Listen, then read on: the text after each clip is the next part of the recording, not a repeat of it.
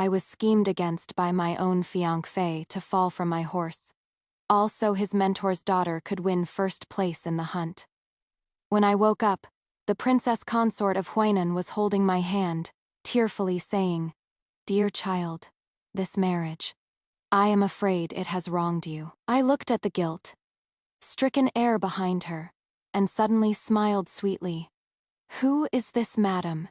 And who might this young lord be? 3 months later, the newly ranked Tanhua came on a white horse in red robes, bearing an imperial decree to seek marriage with the duke's legitimate daughter. On the night the bridal veil was lifted, he took my hand and pressed it to his heart. Does the young lady still remember giving a beggar a piece of cake in the snow 7 years ago? My fingertips trembled slightly, but he chuckled softly. No matter. There is plenty of life ahead. This humble servant will repay this kindness slowly. At the royal hunting grounds in spring, greenery was just beginning to sprout, yet the air still carried a lingering chill. The wind rustled through the newly sprouted tender leaves, mingling with the crackling of horse hooves crushing last year's dead branches, and the faint cheers and encouragement drifting from the distant stands. Zhou Yurong sat poised on her horse, her rouge-red riding outfit setting off her snow-white skin, her ink-black hair tied up high, adding to her valiant air. She lightly squeezed the horse's flanks, and the chestnut steed, Juyu, beneath her obediently quickened its pace, moving steadily along the somewhat muddy hunting trail. Today was the final day of the spring hunt, and also the crucial round to compete for that jade Rui scepter from the previous dynasty as the prize. As the legitimate daughter of the Duke's manor, she had practiced riding and archery since childhood. Though she wasn't as competitive as men, since she had joined in, there was no reason to do things half-heartedly. Zhou Yurong's gaze swept ahead, where a goose-yellow figure flickered in and out of sight among the trees.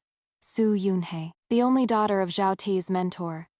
Zhao Ti being the heir of Prince Huainan, she had been frequently visiting the prince's manor lately, delicate as a fragile flower, needing careful tending. Zhou Yurong's gaze involuntarily followed the tall, dark figure further ahead. Zhao Ti, her fiancé, the heir to Prince Huainan's manor. They had been betrothed since childhood. Though their love couldn't be called deep as the sea, they treated each other with mutual respect, simply awaiting their wedding at year's end. At this moment, he was riding protectively close to Su Yunhei, with attention and focus she had never seen from him before. A trace of inexplicable bitterness brushed across her heart. Zhou Yurong shook her head, dispelling those unwanted emotions, just as she was about to urge her horse forward. Juya, beneath her, suddenly grew restless, its hooves anxiously pawing at the wet mud, snorting, its head tossing uneasily. Joyue? Zhou Yurong felt puzzled, gently stroking the horse's neck to try to calm it. This horse was personally selected for her by her father, with the gentlest and most reliable temperament. It had never acted this strangely before. From the direction of the viewing stand, her mother's anxious shouts seemed to reach her. Faint and unclear. The accident happened in an instant. Juyu let out a shrill, prolonged neigh without any warning, suddenly rearing up on its hind legs. Zhou Yurong was caught completely off guard, only managing not to be thrown off immediately by instinctively gripping the reins for dear life. Wronger. This time she heard clearly.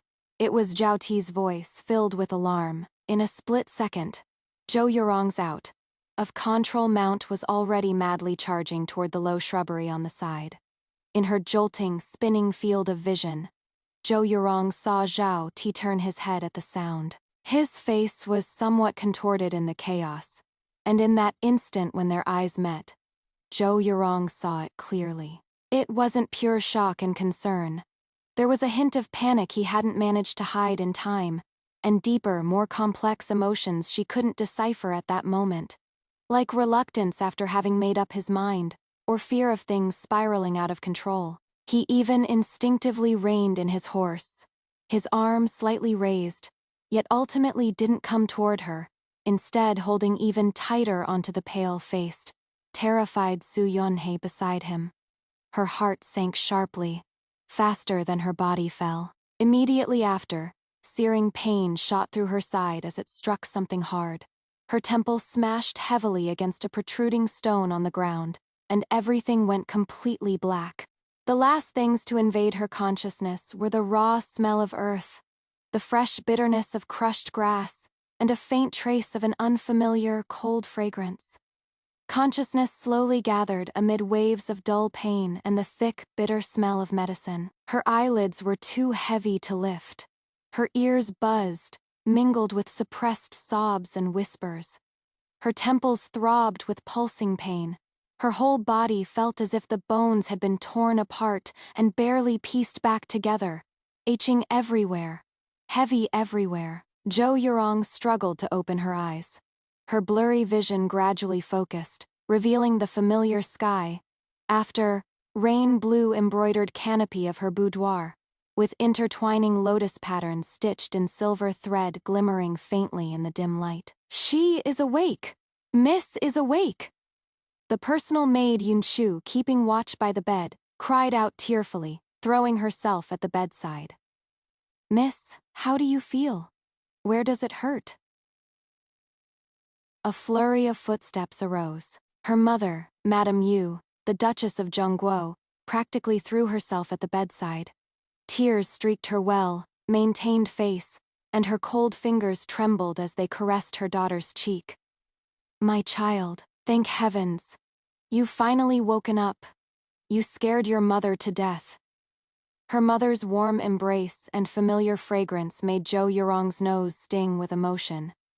She opened her mouth, but her throat was too parched to make a sound. Youngshu hurriedly propped up her back carefully with a soft pillow, and fed her a few sips of warm honey water, finally easing that burning thirst somewhat. Mother. Her voice was weak and hoarse. What happened to me? At the spring hunt, your horse suddenly went into heat for some reason, and threw you off. Madame Yu wiped her tears with a silk handkerchief, her tone still filled with lingering fear. You cracked your head open and were unconscious for a whole day. If anything had happened to you, how would Mother go on living? Just as she was speaking, a maidservant announced from outside, Madam, the princess consort and the young lord have come to visit the young miss. The bead curtain rustled softly, accompanied by the tinkling of jade ornaments and a faint scent of sandalwood. Princess consort, Xia of Huainan, wore a crimson-purple brocade robe with intertwining peony patterns. Her cloud, like hair piled high, hairpin ornaments gently swaying. Her bearing remained graceful and dignified, yet her face was full of heartache and guilt. She hurried to the bedside, her eyes already reddening before she spoke, and grasped Zhou Yurong's hand that rested outside the brocade quilt. Yurong, my child, you've suffered so much. The princess consort's hands were warm and soft, yet she gripped rather tightly with an imperceptible tremble. Look how pale this little face is. It is all that scoundrel Tai's fault. He was supposed to protect you. Make him apologize to you. She shifted slightly to the side. Only then did Zhou Yurong see the person standing behind her. Zhao Ti. He wore a moon-white brocade robe with cloud patterns, his handsome face drained of color, lips pressed into a pale thin line, with obvious dark circles pooled under his eyes. His gaze fell on her temple wrapped in thick gauze, then darted away as if scalded by that glaring white. His fingers curling slightly at his sides, his whole being radiating a taut guilt and struggle. All the images came crashing back into her mind in an instant.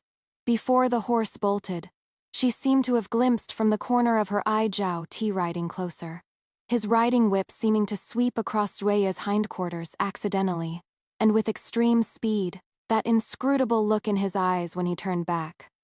The muffled, curt male shout. She heard the moment she hit the ground, and when the horse doctor reported to her father, trembling with fear, those words, the horse's hindquarters do indeed have an extremely fine fresh wound, appearing to have been startled by being pricked with a sharp object, so that moment of panic was a guilty conscience. So when he reined in his horse and raised his arm slightly, it wasn't toward her. It was his final choice after that instinctive reaction. So, the so-called looking after his mentor's orphaned daughter, fulfilling Suyunhe's wish to come out on top, was something that could put his fiancé in mortal danger. Somewhere deep in her heart suddenly went cold, freezing her every limb and bone with a chill, her fingertips icy and numb. That coldness surged up to her eye sockets, but she forced it back down with all her might. She looked at the princess consort's face written all over with concern and apology, listening as she spoke ever more tactfully of severe injuries and needing long rest. Her words inside and out, beginning to lay groundwork for, "Don't let this delay things, and the prince's residence cannot rest easy in conscience." Just as her mother's expression shifted slightly, seemingly about to speak, Zhou Yurong suddenly let out a soft. The sound was faint, carrying the hoarseness and confusion of someone just woken. Yet it successfully blocked the princess consort's unfinished words in her throat, drawing all gazes over. Zhou Yurong opened a pair of clear, bewildered eyes, untainted by the slightest shadow of gloom or indignation. Brows slightly furrowed as she looked at the jewel-bedecked princess consort of Huainan before her. Her tone soft and unfamiliar, carrying complete confusion. "This, madam. Who is she?"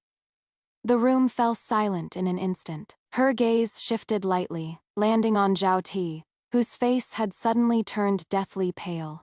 His figure swaying almost imperceptibly, and tilted her head slightly, her eyes as pure as freshly melted snow, appearing all the more innocent and naive. "And this young lord, who is he? Why is everyone look—" The entire room was deathly silent, so quiet you could hear a pin drop.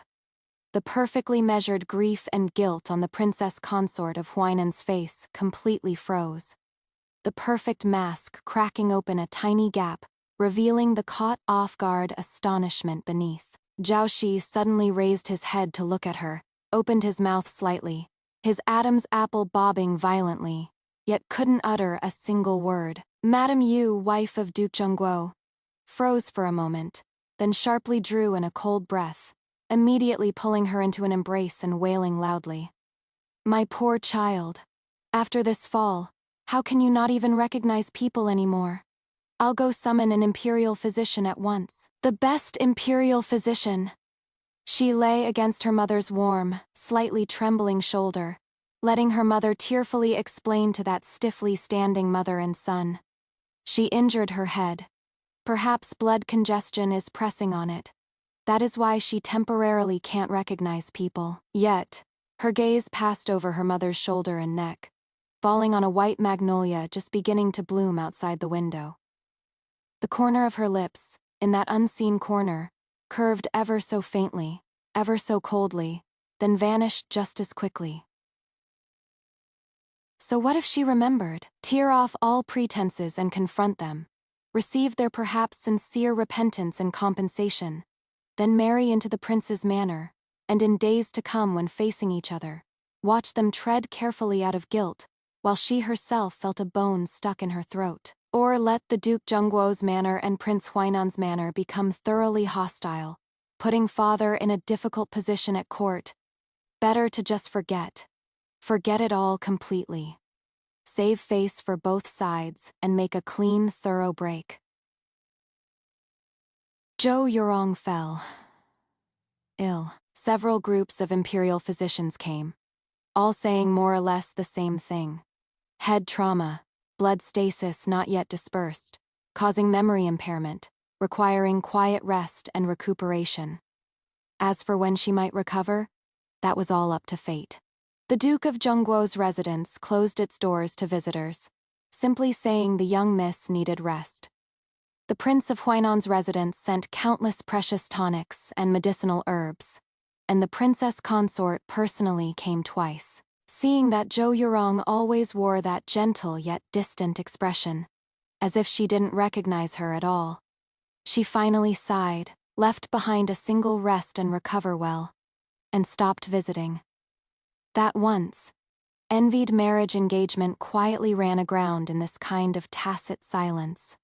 Without a sound, outside the window, the magnolias in the courtyard bloomed and withered, cherry blossoms clustered on branches, and warm breezes began to rise. Zhou Yurong leaned against the soft couch by the window, reading an idle book, her expression calm. The wound on her forehead had healed, leaving a faint pink new scar hidden deep within her temple hair. Her body had long since recovered, only she had grown thinner. Her chin pointed, making those eyes appear even larger, dark and deep, often gazing somewhere lost in thought. Her emotions impossible to read. "Miss." Yunshu tiptoed in, setting down freshly brewed jasmine tea, her tone carrying a hint of suppressed excitement and caution. "Have you heard? The examination results are out." Zhou Yurong's eyelashes fluttered slightly. She didn't raise her head, only letting out a soft, The servants in the residence had been gossiping a lot lately, and she had vaguely heard some of it.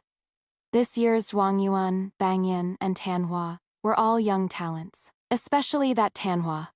Not only was his literary talent outstanding, his responses before the throne had greatly pleased the emperor, and his appearance was extraordinarily handsome, causing a sensation throughout the capital. I heard.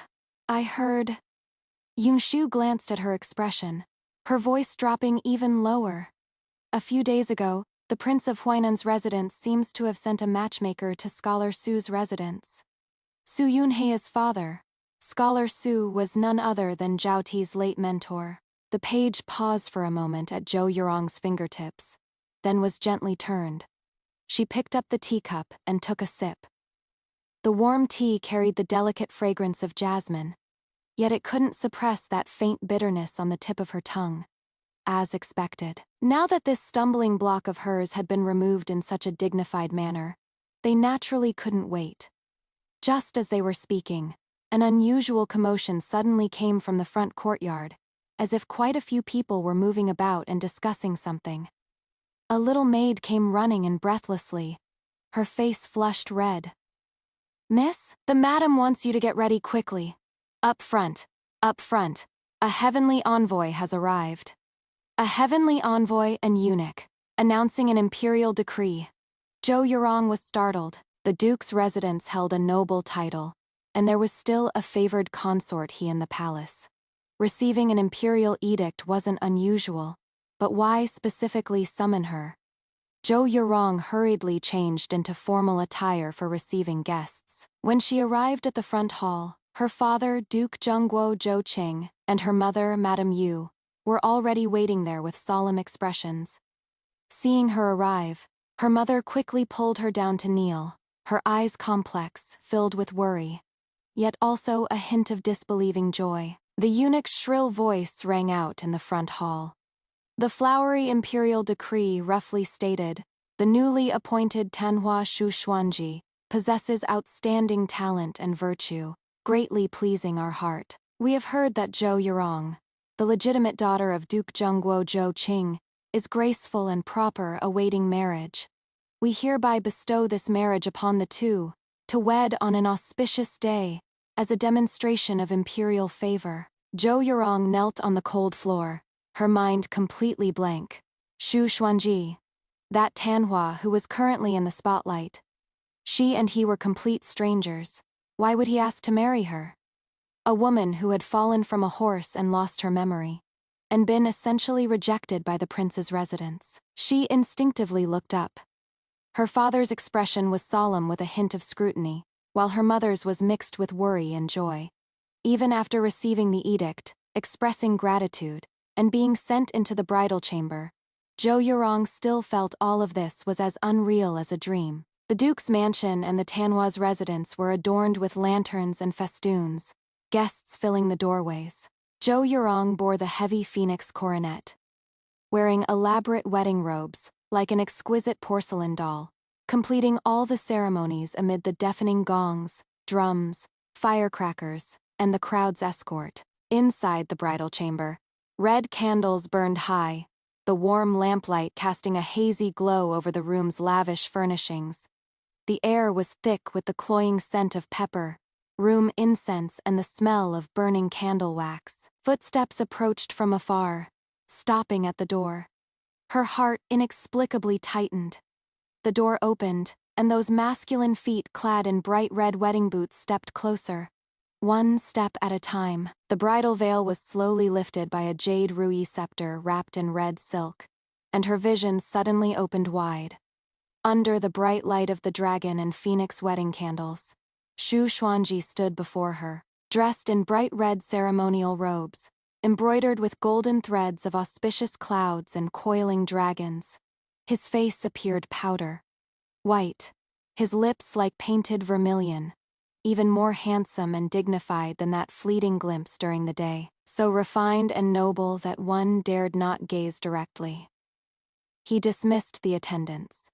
In an instant, only the two of them remained in the bridal chamber, so quiet that the soft crackling of the red candle wicks could be heard. His gaze fell calmly upon her face, studying her carefully, not like examining a bride, but rather like confirming some mark of a long-awaited reunion. His eyes so intent that her fingertips curled slightly.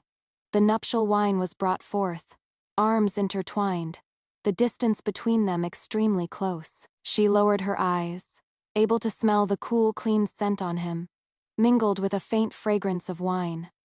The wine cups were taken away, yet he showed no intention of leaving. He suddenly took her hand. Zhou Yurong's fingertips flinched, instinctively wanting to pull away. But he guided her with undeniable steadiness, gently pressing her slightly cool palm against the left side of his chest. Through a layer of heavy, luxurious brocade, the heartbeat beneath was strong, beat after beat, steady yet scorching, making her slightly numb fingertips seem to tremble along with that rhythm. "Miss," he spoke, his voice low and mellow, melting into the warm night, carrying a hint of something indescribable. A sigh that seemed to have traversed long years of time. "Do you still remember, 7 years ago in the snowy outskirts of the capital, giving a still warm piece of osmanthus cake to a little beggar?" Zhou Yurong's fingertips trembled violently, and she abruptly lifted her head to look at him. 7 years ago, the outskirts of the capital, the snow, a beggar, dust, sealed memories were suddenly pried open a crack. It seemed to be an extremely cold winter. She accompanied her mother to a temple outside the city to offer incense and pray for blessings. On the way back, wind and snow raged. The carriage got stuck. That thin figure by the roadside, almost buried in snow. Those eyes frozen purple. Yet unusually dark and stubborn. The pastry box she shoved over. The carriage curtain falling as her mother urged them on. Fragmented images flashed by rapidly, blurry and unclear. She couldn't even remember the beggar's face clearly, only vaguely recalling those eyes. Startlingly bright. He was actually Shu Xuanji let out a low chuckle, gripping tighter the hand that wanted to flee, pressing even closer. That steady, powerful heartbeat seemed to pass through skin and blood, crashing directly into her heart that had been cold for so long. "It matters not." He leaned in closer, candlelight casting gently swaying shadows in the depths of his eyes. His warm breath brushed over her slightly parted lips and sensitive earlobes. His voice pressed extremely low, carrying a solemn promise. "Miss may not remember, but this servant has not dared forget for a single day. The rest of my life is long enough. This servant can slowly repay this kindness." Shu Xuanji's words were like a pebble tossed into a still lake, rippling out in layer upon layer of waves in the depths of her heart. Repaying kindness. So, he sought to marry her not out of love, nor from weighing interests, but merely because of that insignificant piece of pastry in the snow 7 years ago. Zhou Yurong stared blankly at the handsome face so close to her. Deep emotions swirled in his eyes, and beneath that gentleness, something more complex and indiscernible seemed to be hidden. She tried to pull her hand back, but he still held it steadily. His grip was too firm to break free from. Yet, it wouldn't hurt her. "My lord." She finally found her voice again, dry and slightly hoarse. "What I did back then was merely a trivial effort, not worth mentioning. You really don't have to." To miss, it was a trivial effort. Shu Xuanji cut off her words, his gaze calm, yet his tone brooking no argument. To Shu Xuanji, it was salvation from a desperate situation. Had it not been for Mrs. Kindness of a meal that day, perhaps I would have frozen to death in the wind and snow. He slowly released her hand. That scorching body heat and powerful heartbeat suddenly retreated, leaving only a trace of lingering warmth in her palm. Zhou Yurong unconsciously curled her fingers. "The night grows late, and Miss has been weary today. Please rest early." He stepped back, resuming that perfectly measured distance and respect, as if the momentary intensity and emotional display just now were merely her illusion. He turned and walked toward the pearwood daybed on the other side of the room, unfastening his outer robe himself and lying down fully clothed. His posture was composed, without the slightest hint of intimacy expected on a wedding night. The red candles burned quietly, dripping winding trails of wax tears. Zhou Yurong sat stiffly at the edge of the canopy bed, draped with a bright red mandarin duck quilt, watching the upright figure on the couch not far away. Her mind in turmoil. Too much had happened this day. The imperial decree, the bridal sedan, the wedding chamber, and this completely unfamiliar husband, who claimed to be repaying a debt of gratitude. She had already prepared herself to spend her life recuperating in the Duke's manor, or to have her family arrange a loveless marriage of mutual respect and courtesy in the future. Yet she had never expected to marry such a person, in such a way. In the end, she lay down fully clothed, overcome by extreme exhaustion and confusion. The brocade quilt beneath her was soft and warm, carrying the scent of sunlight and spices, yet she kept her eyes open, only drifting into a hazy sleep in the latter half of the night. The next morning, Zhou Yurong woke to faint sounds of movement. Opening her eyes, what met her gaze was still the unfamiliar canopy embroidered with the 100 sons and 1,000 grandsons pattern, reminding her of the fact that she was now a married woman.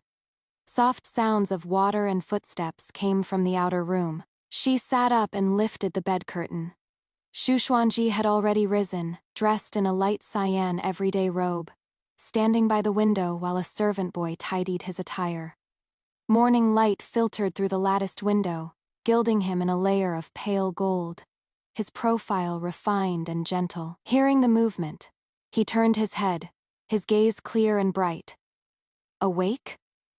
His tone was as natural as if they had been married for years. "My lord." Zhou Yurong lowered her eyelashes somewhat uncomfortably. The maidservant Yunxiu and several maids who had come as part of the dowry filed in carrying washing utensils. Upon seeing Shu Xuanji, they were all momentarily stunned, then hurriedly curtsied, their faces showing a mix of curiosity and shyness. Shu Xuanji nodded slightly and said to Zhou Yurong, "We'll enter the palace to give thanks at the start of the Sai hour. Breakfast is ready, have some, and I'll come for you when it is time." Having said that, he left first with his attendant, leaving the space to her. While she was getting dressed and made up, Yunxiu was styling her hair while quietly sharing the information she had gathered. "Miss No, madam. This servant heard that our master's household is simple. His parents passed away early, and he was raised with help from his clan's uncles. Only now that he placed third in the imperial examination and was granted an official position did he establish this residence. Besides a few old servants, there are no other relatives in the residence, not even a concubine or bed-warming maid. A simple household might be a good thing for her." After breakfast, Shu Xuanji came on time. He had changed into a deep teal official robe, making him look even more upright and distinguished in bearing. The two left the residence together, taking a carriage toward the imperial palace. In the golden throne hall, the emperor's majesty remained as ever, but the gaze upon them was noticeably much gentler. This subject Shu Xuanji, This subject's wife, Fei Zhou, kowtows in gratitude for your majesty's gracious bestowal of marriage. Long live, long live, long live your majesty. The two respectfully performed the grand kowtow. The emperor looked at this perfect couple before him, the talented gentleman and beautiful lady, and was greatly pleased. He smiled and said, "When I bestowed this marriage, I felt you two were a perfect match. Now it seems that is indeed the case. I hope you will live in harmony as husband and wife, united in heart and purpose. We humbly accept your majesty's teachings and shall support each other, devoting our loyalty and wisdom." Xu Xuanji responded steadily, and Zhou Yurong followed with a kowtow of gratitude. The emperor nodded, bestowing generous gifts of silk and gold, then said, "I heard that consort he has been thinking of her niece often lately. Since you are in the palace, go visit Yanxi Palace, and let her share in your joy." This subject's wife obeys the decree. Upon exiting the great hall, a young eunuch from consort He's palace respectfully led the way ahead. Consort He's residence, Yangshi Palace, was not in the best location, yet it was peaceful and elegant. Inside the main hall, consort He, Fei Zhou, was already seated and waiting. "Your niece Yurong, along with my husband Xu Xuanji, pays respects to consort. He may your ladyship live 1,000 years." Zhou Yurong and Xu Xuanji bowed again according to protocol. This time it was a family ceremony, showing greater intimacy. Rise quickly, consort He's voice was soft and gentle. She personally made a gesture to help them up, her gaze moving between the two, her smile deepening. "Good, truly good. Seeing you both like this, I am relieved." She looked specifically at Xu Xuanji. "Tong Xun, Yurong has been somewhat spoiled by the family since childhood. In the future, I hope you will be patient and understanding with her." Xu Xuanji bowed, his tone sincere. "Your Highness flatters me too much. To have Yurong as my wife is this humble subject's fortune. I will surely cherish and love her, not failing His Majesty and your Highness's grace, nor betraying the trust of my father-in-law and mother-in-law." Consort He nodded with satisfaction, then took Zhou Yurong's hand and carefully examined her complexion. "After going through that troublesome business, you actually look more composed. It seems being married really does make a difference." Her words were full of an elder's care. Live well with Tong Xun from now on. As husband and wife, what matters most is being honest with each other and supporting one another. Yurong understands. Thank you for the teachings, Auntie. Zhou Yurong replied softly. In her own aunt's palace, she naturally switched back to the familiar form of address. Palace servants presented light tea and refreshments. Consort He asked about more household matters, her tone warm and affectionate. "Are your parents in good health? Have you used the bloodbird's nest I sent the other day?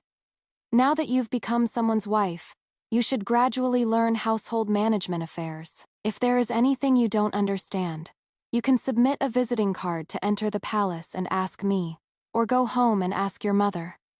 She chattered on, completely like an ordinary family's aunt caring for her niece, making Zhou Yurong feel warm inside. Xu Xuanji listened quietly from the side, occasionally responding with a few words, his manner respectful yet not lacking in warmth. After chatting for a while, consort He seemed to remember something and smiled. "Look at me, just going on and on. You've worked hard paying your respects. Go back and rest early." She had a palace maid bring over 2 brocade boxes. "It is nothing too precious, just a pair of Ruyi jade pendants, symbolizing that you two will have everything go smoothly and live in harmony from now on."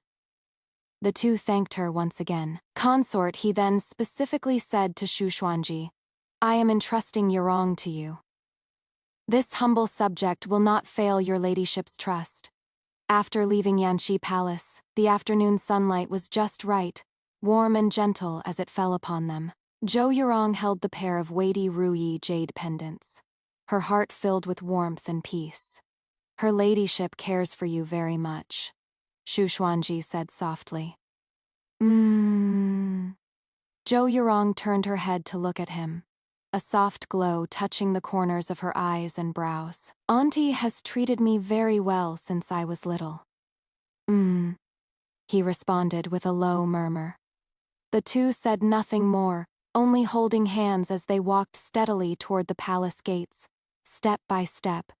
The vermilion palace walls stretched endlessly, their figures leaning close together, as if it was always meant to be inseparable. The Tanhua's residence wasn't particularly large, a 3-courtyard compound, but it was arranged with remarkable elegance. Pavilions and terraces, small bridges overflowing water, craftsmanship visible everywhere. Though it lacked the grand imposing air of a duke's manor, it possessed its own charm of tranquil refinement. Xu Xuanji seemed very busy. On the 3rd day after their wedding, he had already resumed his daily habit of reporting to the Hanlin Academy. But he always returned to the manor on time to have dinner with her. Dinner was never dull. He would ask what she had done at home that day, what books she had read, and occasionally chat with her about interesting tidbits from the Hanlin Academy, or the sights and customs of the capital. He was knowledgeable and witty in conversation, yet never showed off, always able to make dry topics lively and interesting. Zhou Yurong gradually went from her initial reserve and wariness to occasionally responding with a few words. Xu Xuanji discovered she had quite insightful views on calligraphy and painting, and sometimes would even bring out his collected works to appreciate together with her. The days flowed by like a pool of spring water, calm and without ripples. That day, Xu Xuanji was home on his rest day. The two were playing chess by the study window. Zhou Yurong held the white pieces and was being beaten back steadily, furrowing her brows in deep thought. Xu Xuanji didn't rush her, just held his teacup, his gaze occasionally sweeping over her slightly furrowed brow and focused profile, his eyes gentle. Suddenly, the steward's slightly hurried voice came from outside the door. "Master, madam, an invitation has arrived from the Prince of Huainan's manor." The tranquil air in the study momentarily stilled. Zhou Yurong's hand holding the chess piece froze mid-air. Xu Xuanji set down his teacup, his expression unchanged. "What is it?" The steward replied from outside the door. "The manor is hosting a banquet, and has specially sent an invitation, inviting the master and madam to come for a gathering."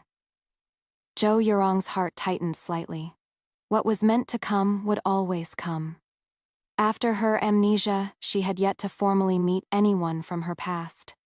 Especially Zhao Ti. She unconsciously glanced toward Xu Xuanji.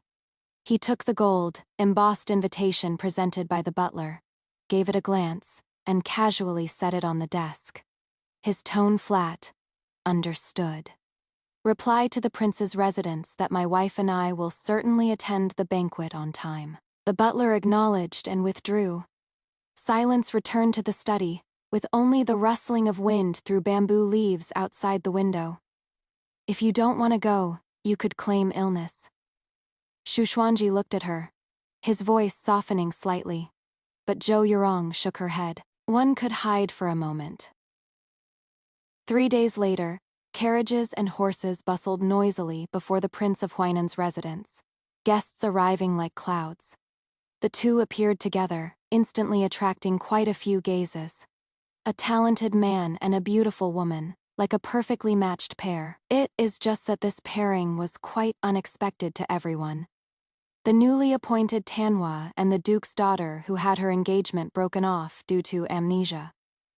Whispers arose softly around them, eyes filled with curiosity, scrutiny, and perhaps a hint of watching a spectacle. Princess Consort Xi of Huainan personally came forward to greet them, her face full of smiles, warmth perfectly measured. "Compiler Xu, Madam Xu, please come in."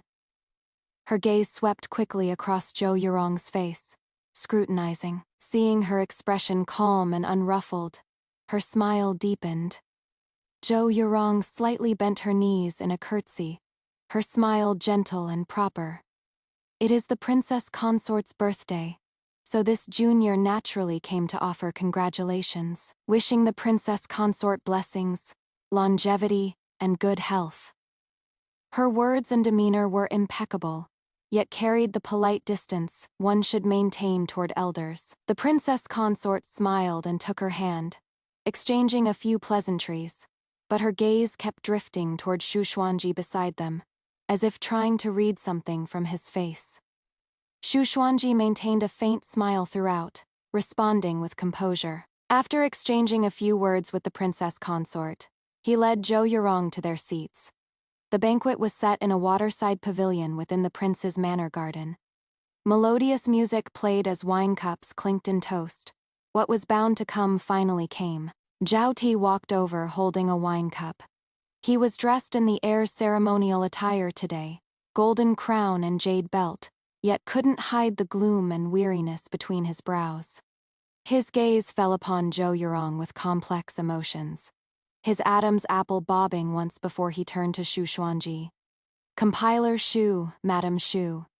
His voice was somewhat hoarse, and his fingers gripping the wine cup tightened slightly. Young lord, Shushwanji raised his cup in return, his manner calm. Zhou Yurong likewise raised her cup, nodding slightly, her eyes as calm as if looking at a stranger. Young lord. Her tone was distant, without a ripple. Zhao Ti looked at her clear yet heartless eyes, as if she had truly erased him completely from her memory. His chest heaved violently, and his face paled a few more shades. He opened his mouth, seemingly wanting to say something, but in the end only drained the wine in his cup in one gulp and said bitterly, "Please, you two, take your time." Watching his somewhat staggering figure as he left, Zhou Yurong lowered her lashes, concealing a faint ripple at the bottom of her eyes. After all, he was someone she had once sincerely hoped to spend her life with in her youth. Even if her heart had grown cold, it wasn't made of stone.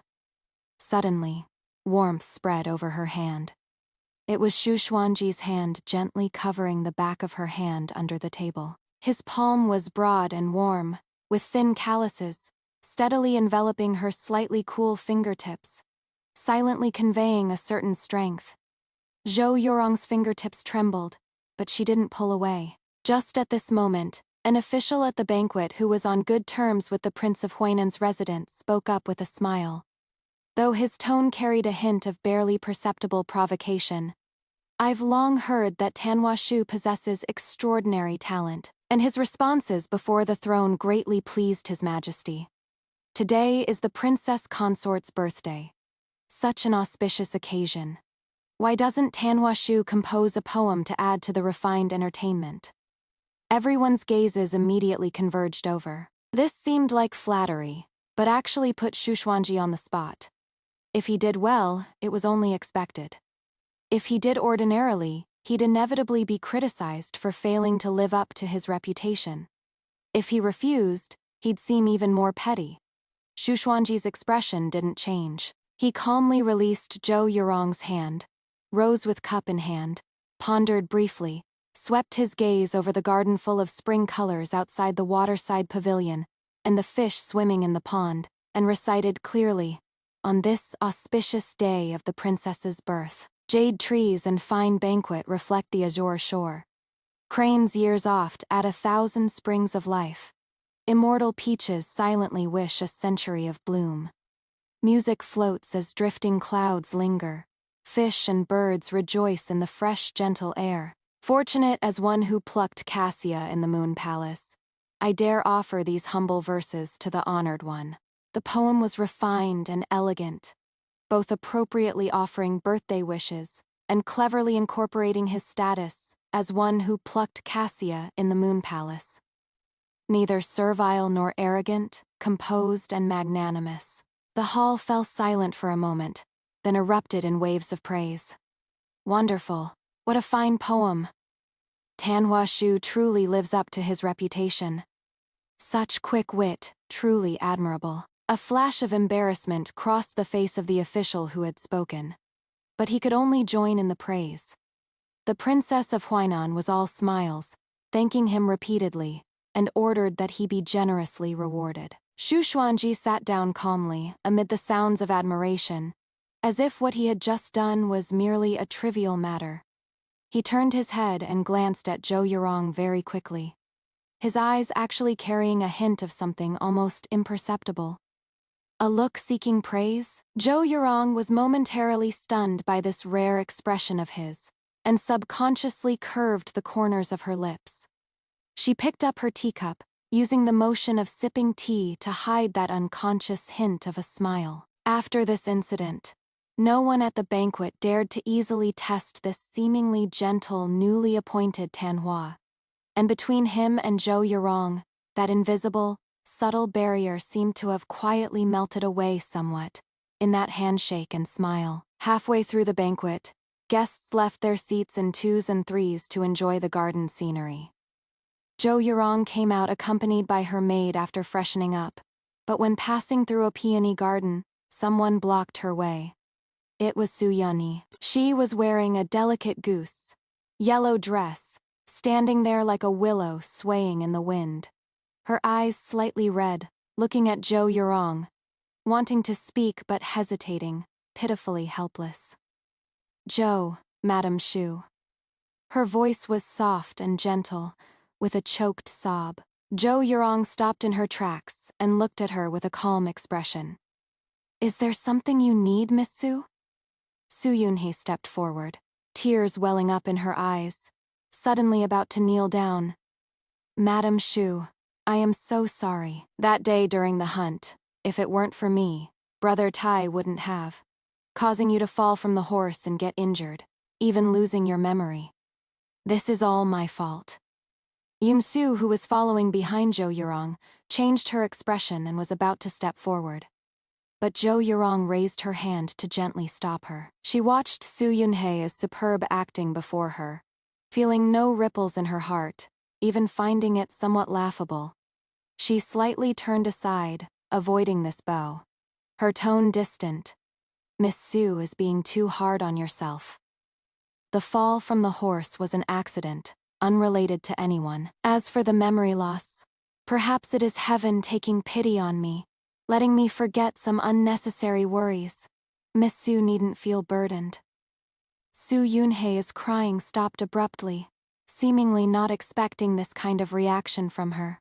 Lifting her tear, blurred face, staring blankly at her. Zhou Yurong no longer looked at her, saying indifferently, "If Miss Su has no other matters, please excuse me for leaving first." After saying this, she led her maidservant and calmly walked past her.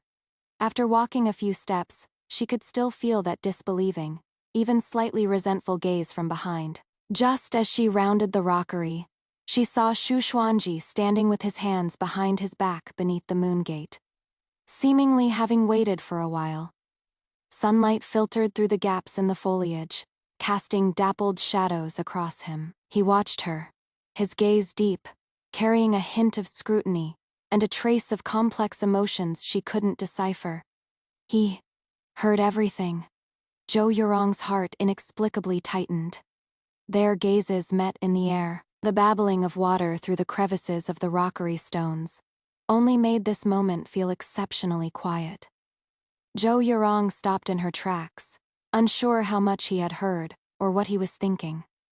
The way she had handled Su Yunhei, would he think her calculating and scheming, not the gentle amnesiac she appeared to be on the surface? Yet Xu Xuanji didn't press further. He simply extended his hand toward her, his tone unchanged. "It is stuffy at the banquet. The lotus pond at the west corner of the garden has lovely scenery. Would you like to take a stroll?" His palm was broad and sturdy, his knuckles well-defined, suspended quietly in the air, awaiting her response. That posture was so natural, as if they were already a couple married for years with an unspoken understanding. Zhou Yurong hesitated for a moment, but eventually placed her hand into his palm. His fingers closed around hers at once, warm and steady, enveloping her cool hand. He led her around the rockery, walking westward along the bluestone path. He led her away from that uncomfortable encounter just now, without pressing, without questioning, using only this simple gesture to silently make his stance clear. The lotus pond was serene and secluded, with newly sprouted lotus leaves just showing their pointed tips, sparsely dotting the water's surface. The evening breeze swept past, bringing humid water vapor and the faint fragrance of grass and trees, dispersing the clamor of the banquet and the slight melancholy in her heart. Just now, Zhou Yurong finally couldn't help but speak up, wanting to explain a thing or two. You handled it well. Yet Xu Xuanji cut off her words, his gaze falling on the shimmering water, his profile appearing soft in the twilight. Unnecessary worries. Better to forget them. His tone was calm, yet it was like a pebble dropped into the lake of her heart. Did he believe her? Or did he simply not care whether she had truly lost her memory, only caring that she was Madame Xu at this moment? The two walked slowly side by side, momentarily without words, yet feeling no awkwardness. His hand had never let go. And where their palms pressed together, warmth. My lord seems quite familiar with the prince's manor gardens. Zhou Yurong found a topic to break the silence. He had led the way here just now without showing any unfamiliarity. Xu Xuanji's steps paused slightly, then he said calmly, after placing as Tanhua, I came to the prince's manor twice with my mentor. He turned his head to look at her, a trace of faint amusement passing through his eyes. Madame is quite observant. Just as they were speaking, faint sounds of a hushed argument drifted from up ahead, sounding somewhat familiar. Xu Xuanji's brows furrowed slightly as he pulled her silently behind a dense cluster of green bamboo. Concealed by the bamboo leaves, they could just see the scene in the small pavilion ahead. Standing face to face in the pavilion were none other than Zhao Ti and Su Yunhe. Zhao Ti had his back to them, his figure tense, his tone carrying suppressed anger and impatience. You went to find her again just now. Yunhe told you, this matter is over. Why must you stir up trouble again? Su Yunhe lifted her face, tears glistening in her eyes, her voice aggrieved and choked with sobs. Tige, I just feel so guilty and uneasy. If it weren't for me, you wouldn't have resorted to such measures, and Miss Zhou wouldn't have. Now that she is married to another, can you really accept that? Shut up. Zhao Ti cut her off sharply, his voice suddenly rising. Then realizing his loss of composure, he forcefully suppressed it, tinged with weariness and warning. What measures? That was just an accident. Don't spout such nonsense again. As for her, he paused, his voice dropping low and becoming unclear. Since she no longer remembers, and has married, then, we each live our own lives. Zhou Yurong hid behind the bamboo grove, her fingers suddenly clenching tight, nails digging into her palms. Measures? Accident. Though she had long guessed the truth, hearing the person involved nearly admit it with her own ears, that icy chill still instantly shot through every limb and bone. So her life, in those two's eyes, was actually this worthless. For a hunting prize, to win a beauty's smile. A warm, large hand gently covered her tightly clenched fist, with undeniable strength, prying her fingers open one by one, then holding them in his palm. Xu Xuanji said nothing, just held her hand, his grip steady, silently conveying support. Yet his gaze was sharp as a blade, coldly fixed on those two in the pavilion, his jawline drawn extremely tight. In the pavilion, Su Yunhe seemed frightened by Zhao Ti's stern expression, crying even louder. Tige, you are being mean to me. You were never mean to me before. I know, you still think about her in your heart, don't you? Then our marriage. Mother has her own plans for the marriage. Zhao Ti's tone was irritated, clearly unwilling to discuss further. Go back first. Stop drawing attention. With that, he actually ignored the whimpering Su Yunhe, flicked his sleeve and turned striding away. Su Yunhe stood alone in the pavilion, watching Xiaoyan's resolute retreating figure, the soft aggrievement on her face gradually fading, replaced by a trace of unwillingness and resentment. She stomped her foot hard, then also turned and left by another path. Silence returned to the bamboo grove, with only the rustling sound of wind stirring the leaves remaining. Only then did Shu Xuanji let go of her hand, saying in a low voice, "Let's go." On the carriage back to the manor, the atmosphere was even more subdued than when they came. Zhou Yurong leaned against the carriage wall, watching the streetscape rapidly retreating outside the window, neon lights flickering on and off across her face. Those deliberately suppressed images she refused to recall surged up again. The panicked neighing of the horse, the violent jolting, the sharp pain of her temple striking the stone, and Zhao Ti's complicated cold gaze. So behind it all was such despicable scheming. A slightly cool handkerchief was handed before her eyes. Zhou Yurong looked up in a daze, meeting Shu Xuanji's deep eyes. He didn't look at her, his gaze resting on empty space, yet his voice was low and gentle. "If you feel nauseous, there is no need to hold it in." So he had noticed her pale complexion and cold fingertips. She hesitantly took the handkerchief but didn't wipe anything, just clutched it tightly in her hand, the soft silk fabric pressing against her palm. "You knew all along." She finally voiced the doubt in her heart. Did he seek to marry her also because he knew the inside story? Shu Xuanji was silent for a moment before saying, "Not exactly. I only know your fall from the horse was no accident. It was related to those two." He turned his head, his gaze settling calmly on her face. "As for the specific reasons, they don't matter. What matters is that now you are my wife." His tone was calm and flat, yet carried an undeniable possessiveness and protectiveness. "Why me?" Zhou Yurong looked at him, the candlelight flickering in the depths of her eyes. "Just because of a piece of pastry."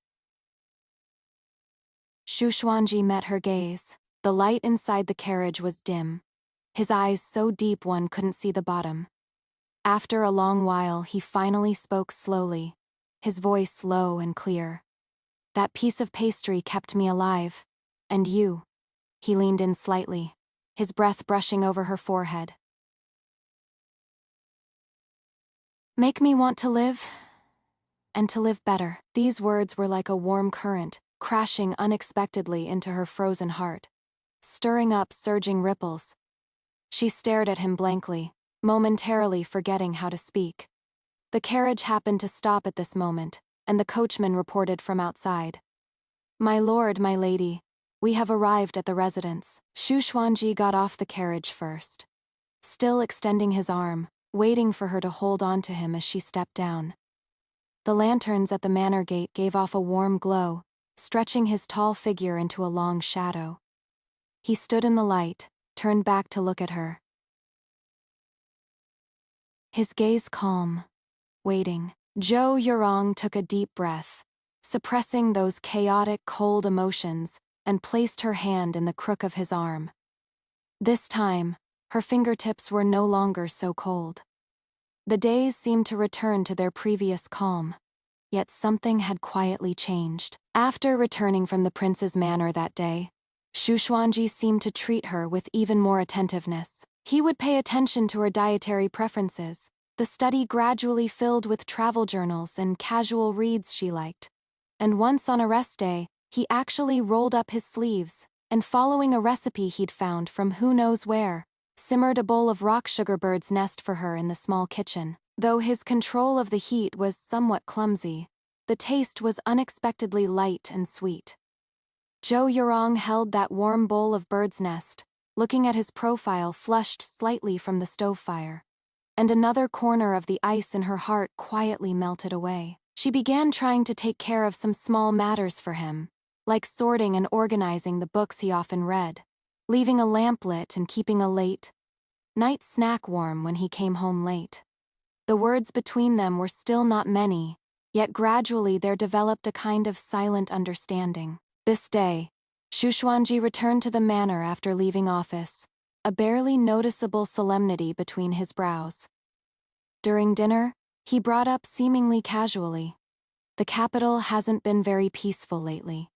Several officials' households have been hit by night burglars. Though no lives were lost, some valuables were taken. Madam, if you have no pressing matters, please go out less after dusk. I've also assigned extra guards to patrol the residence. Zhou Yurong's hand holding the chopsticks paused slightly, and she looked up at him. Has something happened in the court? She keenly sensed that what he mentioned were no ordinary petty thieves. Xu Xuanji glanced at her, seemingly appreciating her perceptiveness, yet didn't elaborate. Just some lowly criminals. His Majesty has already ordered the capital magistrate to investigate thoroughly. No need to worry too much. Though he spoke lightly, Zhou Yurong kept it in her heart. Over the next few days, she noticed the guards around the residence had indeed become much stricter, and Xu Xuanji's return times grew increasingly irregular. Sometimes he wouldn't come back until deep into the night, carrying the cold dew of the outdoors on him. That night, Zhou Yurong had already gone to sleep, but was awakened by faint movements outside the window. It seemed to be very soft footsteps and hushed voices coming from the direction of the study. Slightly suspicious, she draped on her clothes and got up. Quietly walked to the carved door connecting the bedroom and the study, and listened carefully. The study was brightly lit with candles, casting two blurry silhouettes. One was Xu Xuanji, and the other had a burly build, appearing to be dressed as a guard. You are certain they were after the canal transport ledgers? It was Xu Xuanji's voice, pressed extremely low, yet carrying a cold, sharp edge. Yes, my lord.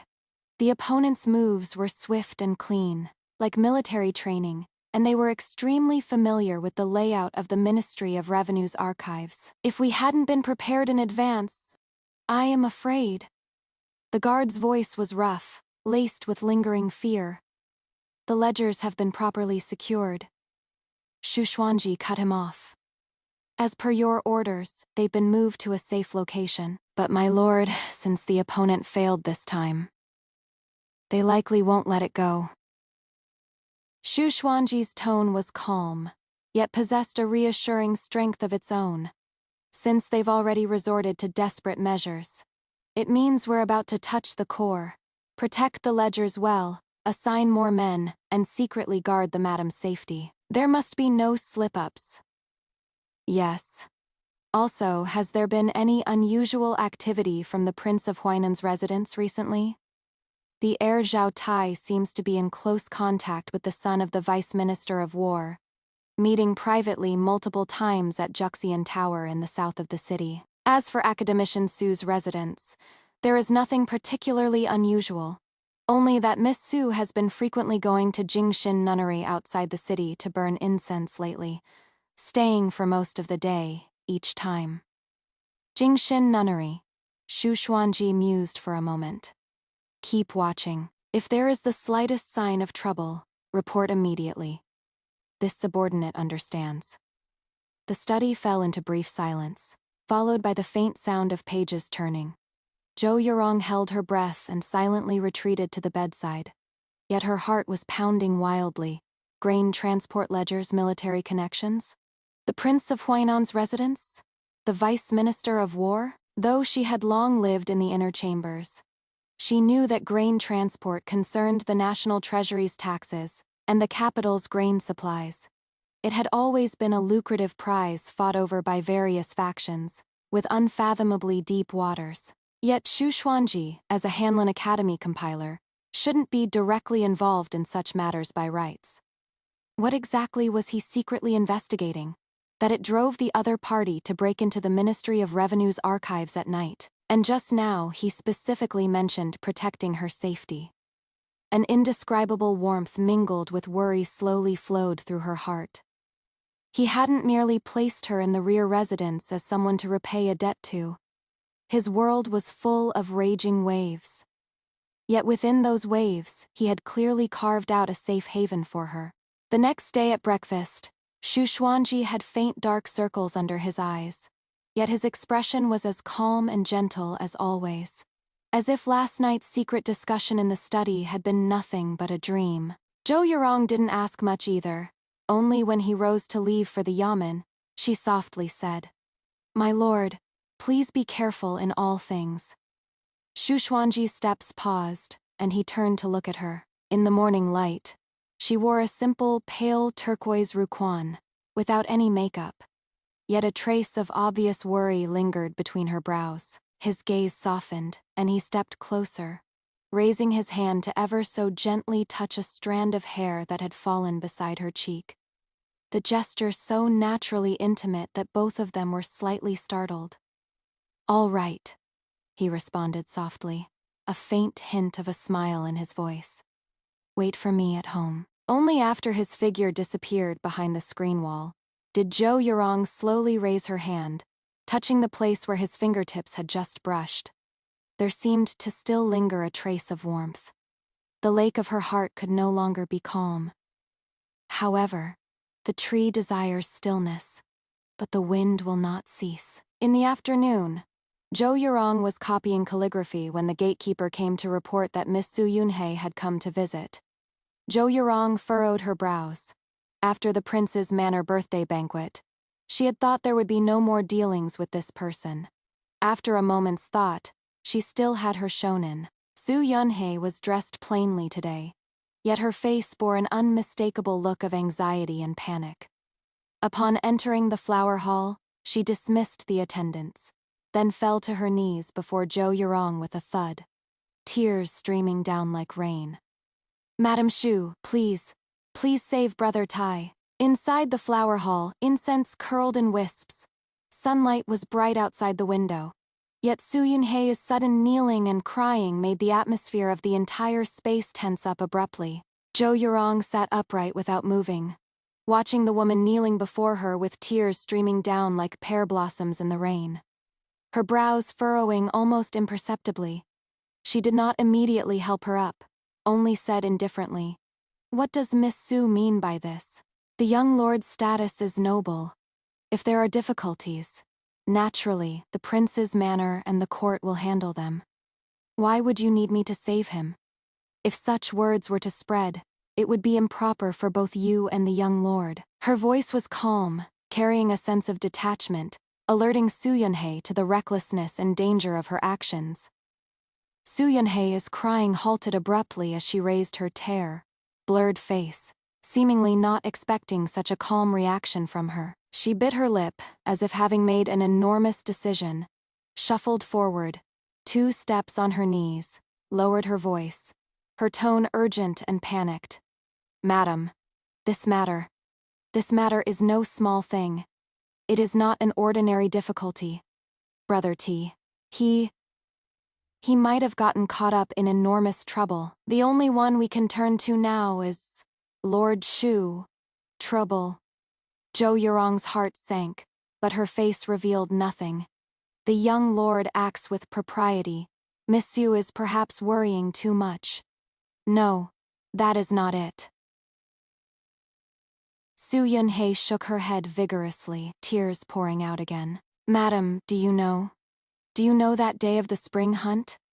She suddenly stopped at this point, her eyes flickering, as if having great reservations, but ultimately gritted her teeth and said it. Her voice pressed extremely low, like a whisper. "The horse incident that day was not entirely an accident." Zhou Yurong's fingertips trembled, gripping the teacup tightly. She really did know. She might even have been involved. She remained composed, only slightly raising her eyebrows, showing just the right amount of confusion and a hint of displeasure. "Miss Su, this matter has already been concluded. It was an accident caused by a startled horse.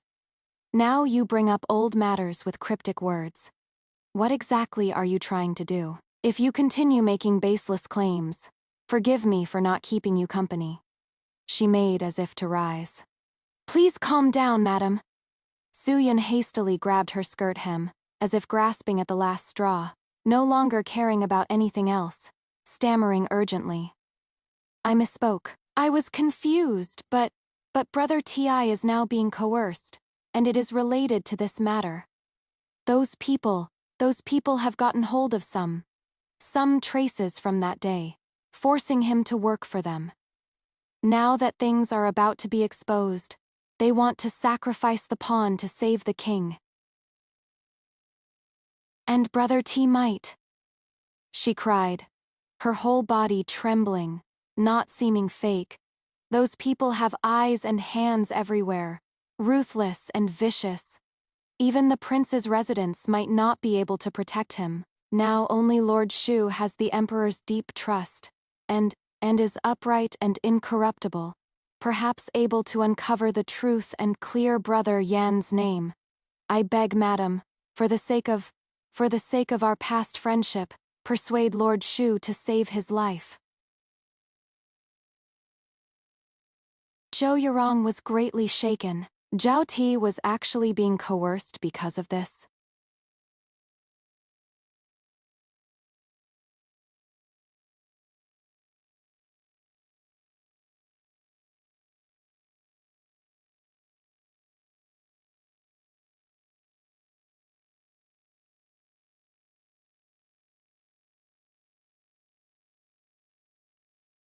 Naturally, she did. But if what she said was true, Zhao Tai was also being manipulated and controlled, and might even be in mortal danger. She was silent for a moment, ultimately unable to harden her heart and completely ignore it. It wasn't because of old feelings, but because it concerned a life. And perhaps was entangled with an even greater conspiracy. She slowly withdrew her skirt hem, her voice still calm. Miss Su, not a single word of what you said today have I understood. If the young lord is truly in trouble, the proper course is to report to the prince and princess, or to submit a petition to the court. How could an outside official easily interfere in the affairs of the prince's residence? As for my husband, being a Hanlin compiler, his duty lies in compiling books and writing histories, making it even more inappropriate to inquire about other matters. You've asked the wrong person. These words of hers both pointed out the rules and cleared her of any involvement, leaving no handle for others to grasp. Su Yunhei collapsed limply on the ground, all color drained from her face. The last glimmer of hope in her eyes extinguished, leaving only hollow despair. Zhou Yurong no longer looked at her, raising her voice to call out, Yun Shu, see the guest out. Miss Su is unwell, escort her out properly. Yun Shu entered at the call, politely yet firmly, escorting the distraught Su Yunhei out. The flower hall returned to silence, with only the scent of cold tea in the heart. Stopping words from moments ago lingering in the air. Zhou Yurong sat alone by the window, her mind in turmoil. How much of Su Yunhei's words were true? How much false? Was it another carefully crafted trap meant to drag Shuxuanji down as well? Or was Zhao Ti truly imprisoned with no way out? Should she tell Shuxuanji? If she did, would it disrupt his plans? Put him in even greater danger? He had only encountered surveillance last night, and today, Su Yunhei came to her door seeking help. The timing was far too coincidental. If she kept it hidden, what if Zhao Tai really lost his life because of it? Her fingertips unconsciously traced the cool porcelain cup as she found herself caught in a dilemma. Not until dusk closed in did Shu Xuanji return to the residence. He seemed especially exhausted today. A barely perceptible gravity between his brows. But the moment he stepped through the door and saw her sitting under the lamplight waiting for him, that gravity quietly melted away, giving way to warmth. Waiting for me. He unfastened his cloak and asked casually. Zhou Yurong rose, took his cloak and hung it up, then poured him a cup of hot tea. Today, was the yamen business very busy? Shu Xuanji took the teacup, his fingertips inadvertently brushing against hers, and both paused for a moment. He looked up at her, his gaze deep.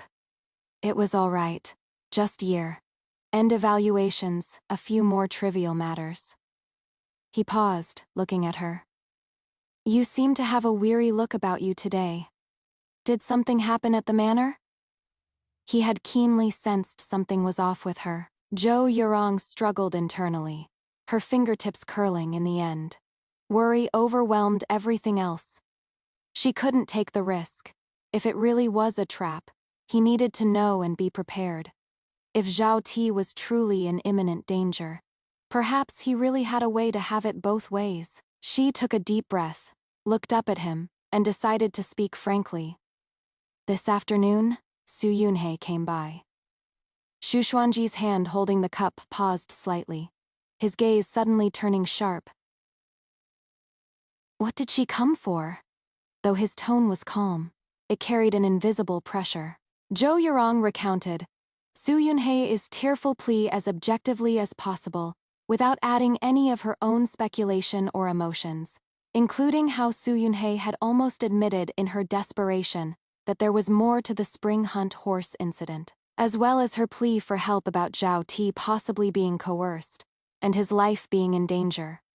After she finished speaking, the hall fell into silence. The candle flames crackled, casting shifting light and shadow across Xu Xuanji's profile. His eyes were deep and unreadable, revealing neither joy nor anger. After a long while, he slowly set down his teacup, making a crisp, soft sound. How did you respond? He asked, his voice devoid of emotion. I did not agree. I only said this matter was improper and told her to seek proper channels through the prince's residence or the court. Zhou Yurong answered truthfully, paused, then added softly. I found this matter suspicious. Perhaps there is an ulterior motive. Xu Xuanji's gaze fell on her face, and that sharp scrutiny gradually softened into something complex and gentle. He suddenly reached out and gently squeezed her slightly cool fingers. You did well. His affirmation let her anxious heart settle a little. This matter, he mused, his fingertips unconsciously tapping on the table, has surfaced faster than I expected. A cornered dog will jump over the wall. It seems they're truly desperate now. Who are they? Zhou Yurong couldn't help but ask. Xu Xuanji looked at her, silent for a moment, then finally said, the connections run deep. It may involve the struggle among princes, corruption in canal transport, even arms trafficking. Zhao Ti.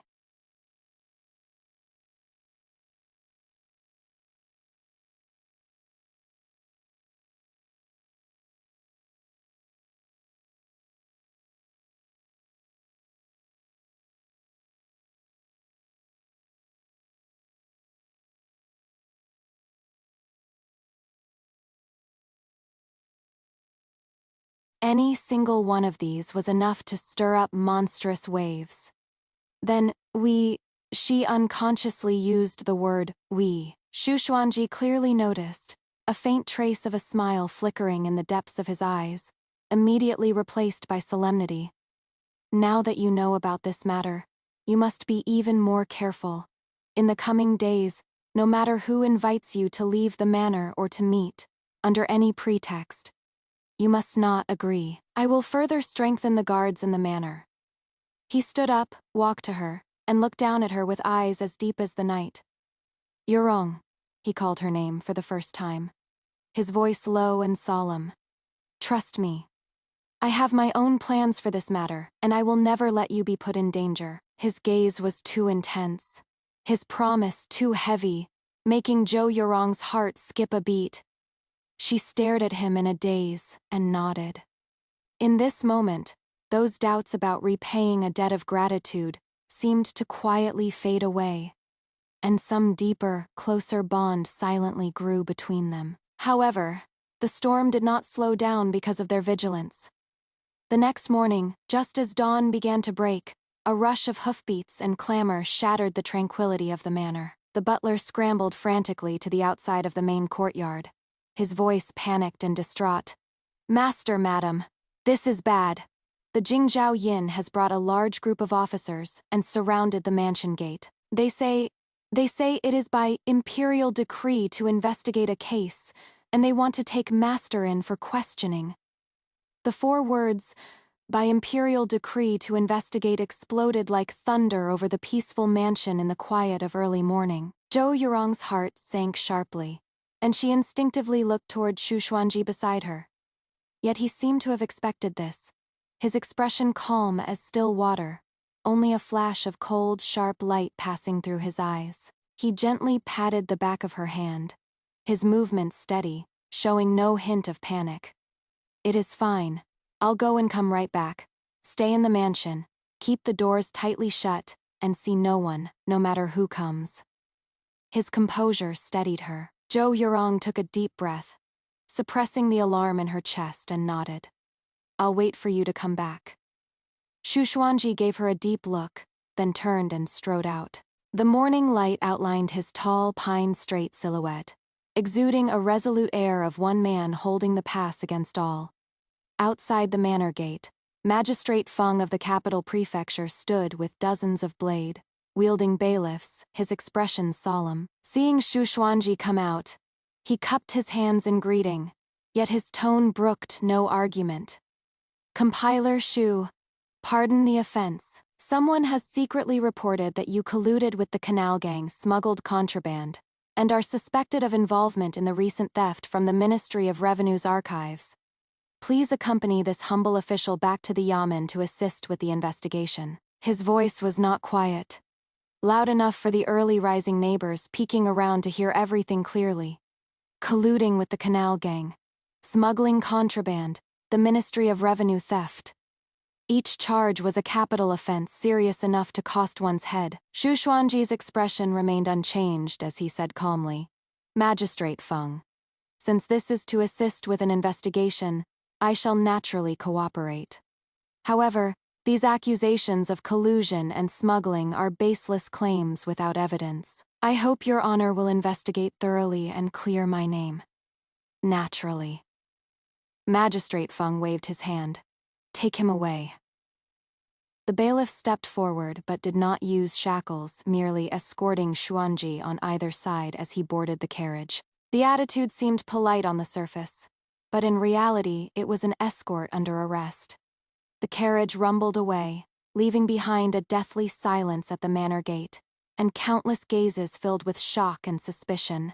Zhou Yurong stood behind the screen wall, her fingers ice, cold, tightly clutching the hem of her skirt.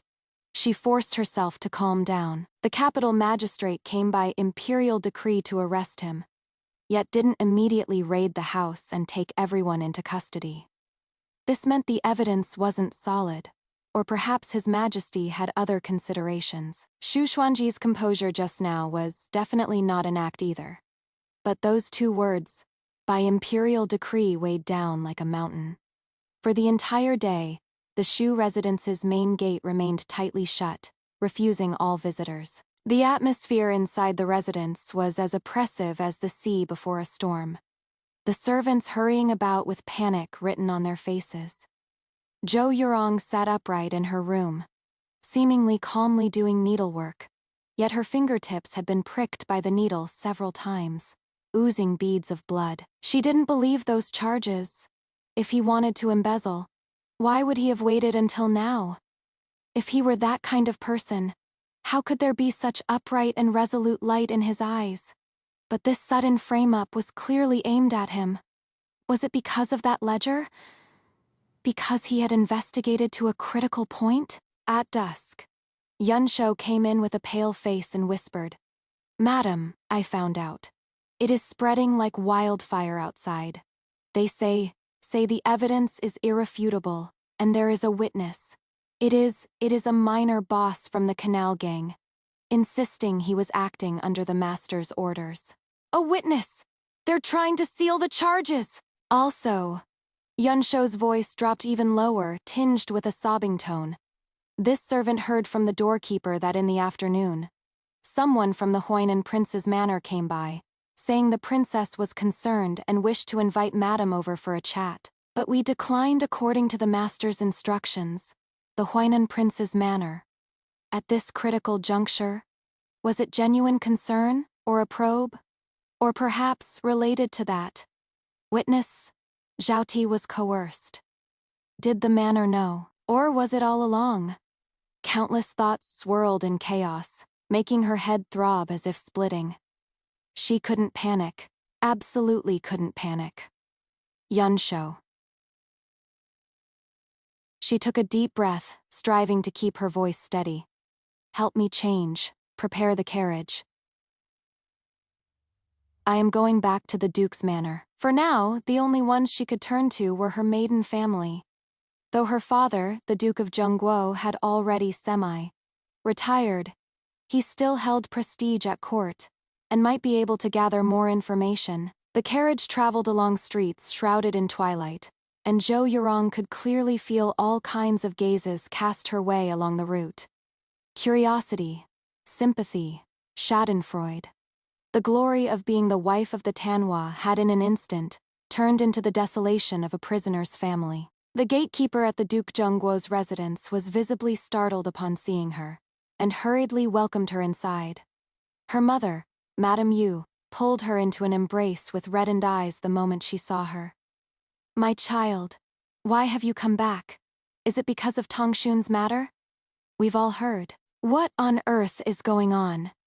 Her father, Zhou Qing, sat in the grand chair with a solemn expression, waving his hand to dismiss the attendants. Father, mother. Zhou Yurong steadied herself and recounted the important parts. The capital magistrate's arrest, the outside rumors, and Su Yunhei's plea for help yesterday. Finally, she said, Your daughter doesn't believe my husband would do such a thing. There must be injustice behind this. I beg, father. Zhou Qing raised his hand to stop her words, his gaze piercing as he said in a deep voice, Feng Qiang, the capital magistrate, is a slippery one. Without some certainty, he wouldn't dare to easily move against an Tanhua personally appointed by His Majesty. This matter is indeed troublesome, I am afraid. He pondered for a moment, then continued. You just mentioned that the Prince of Huainan's residence has been in frequent contact with the Vice Minister of War's family recently, and the Su family's daughter went to seek help yesterday. Zhou Yurong's heart tightened. Yes, father, you mean, the tree desires stillness, but the wind will not cease. Zhou Qing sighed, his gaze becoming distant. Canal transport, military equipment, Prince's Tongxun, has likely been swept into an enormous storm. He is young and sharp, and his investigation has touched upon certain people's fundamental interests. Then what should we do? The most critical thing right now is that so-called witness. Zhou Qing tapped his fingertips on the table. If we can prove this person made a false accusation, or get them to recant, Tongxun's predicament will resolve itself. Otherwise, even if His Majesty wishes to protect him, when many mouths melt gold, it'll be hard to handle. He looked at his daughter, his gaze carrying a hint of scrutiny and barely perceptible satisfaction. Since you married him, you are now a woman of the Shu family.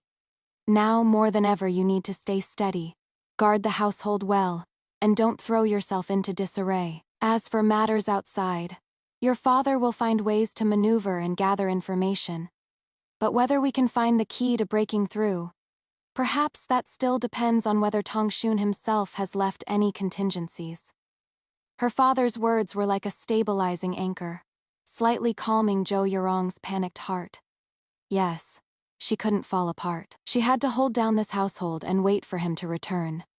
When she returned to the Shu residence, night had already grown deep. The entrance was cold and desolate, with only 2 lanterns swaying in the night wind. She had just stepped through the gate when the butler hurried over to meet her, his expression peculiar, handing over an unsigned letter. Madam, shortly after you left, a little beggar stuffed this into the gatehouse, specifically asking for it to be delivered to you. Zhou Yurong's heart stirred. She took the letter and returned to her room, opening it impatiently. Inside was only a thin sheet of paper, with just a few words. The handwriting was scrawled yet powerful enough to pierce through the paper. It was handwriting she knew well. Stay calm. Don't worry. Guard the home, trust me. Under the 3rd brick in the west corner of the kitchen. It was a message from Shu Xuanji. He actually had a way to send word out from the Jingzhou prefecture prison. Zhou Yurong's eyes grew warm. She suppressed her excitement and immediately whispered instructions for Yunxiu to go search the kitchen. Before long, Yunxiu brought back a small iron box wrapped tightly in oilcloth. Zhou Yurong opened it with trembling hands. Inside was not some account ledger, but several secret letters and a list. The correspondence of the secret letters shockingly pointed to the Vice Minister of War and several officials she had vaguely heard of, who had close ties to a certain prince. The contents involved routes and timing for dividing spoils from canal transport and trafficking military weapons. As for the list, it contained the names of a few seemingly insignificant small-time bosses of the canal gang and low-ranking military officers, one of whom was precisely that witness who testified against Xu Xuanji today. Besides these, there was also a small inconspicuous black iron token, engraved with a strange totem. Zhou Yurong instantly understood. This was Xu Xuanji's true trump card. He had long anticipated that the other party would counterattack, and might have even deliberately exposed a flaw to lure the snake out of its hole. These were the key evidence that could turn the tide. He told her to guard the home and trust him, and he had already set up the game. She held the items tightly in her arms, as if holding the most precious treasure. At this moment, she was no longer merely a benefactor receiving his protection, but a partner fighting alongside him. However, just as her emotions had somewhat settled, and she was preparing to carefully study the evidence, a faint, unusual sound of roof tiles being stepped on suddenly came from outside the window. Zhou Yurong's whole body stiffened, and she quickly blew out the candle beside her. In the darkness, she held her breath, hearing the faintest sound of landing, and barely perceptible footsteps heading toward her room door. Someone was prowling the Shu residence at night. Were they after what she had in her hands? The darkness was like thick, instantly splashing across the entire room. Her excited heartbeat from moments ago had not yet calmed, but now was suddenly gripped tight by icy fear. The footsteps were extremely light, like a wildcat treading on snow, yet carried a trained precision and oppressive presence, silently closing in on her room door. They were after the iron box she had just obtained. Had the other party detected it so quickly? Or had there been spies in the residence all along? A layer of cold sweat instantly seeped from Zhou Yurong's back, her heart pounding wildly, almost bursting out of her chest. She bit down hard on her lower lip, forcing herself to stay calm. Her mind spinning rapidly, too late, and it would immediately expose that she had something important. Hide. The room was large, but there was no safe place. Fight head. That would be like throwing an egg against a rock. In that split second, she suddenly remembered Xu Xuanji's words, "Guard the home. Trust me," as well as the arrangements in the residence he had seemingly hinted at from time to time. The footsteps had already stopped outside the door. A hand rested ever so lightly on the door panel, seemingly testing to push it open. Zhou Yurong hesitated no more, suddenly crouching down, and by memory fumbled to find an extremely inconspicuous protrusion on the inner side of the footboard by the bed, pressing it hard. Click, an extremely faint mechanical sound. At the same time, the door was silently pushed open a crack, and a dark shadow slipped in like a ghost. The instant, the shadow stepped into the inner chamber, from deep within the bed curtains above Zhou Yurong's head. Several fierce whooshing sounds suddenly rang out. A few short crossbow bolts shot out rapidly, aimed straight at the shadow's vital points. The shadow clearly hadn't expected such an ingenious mechanism here, and in shock, his body suddenly leaned backward while a flash of cold light gleamed in his hand, deflecting most of the bolts with clanging sounds. But one still grazed past his shoulder blade, leaving a trail of blood droplets. A muffled groan sounded in the darkness. Zhou Yurong seized this opportunity, clutching the iron box and rolling sharply to the side, hiding under the heavy pearwood desk, while shrieking loudly, "Assassin, help!" her cry pierced the stillness of the night. Immediately, chaotic footsteps and the shouts of the guards came from outside the door.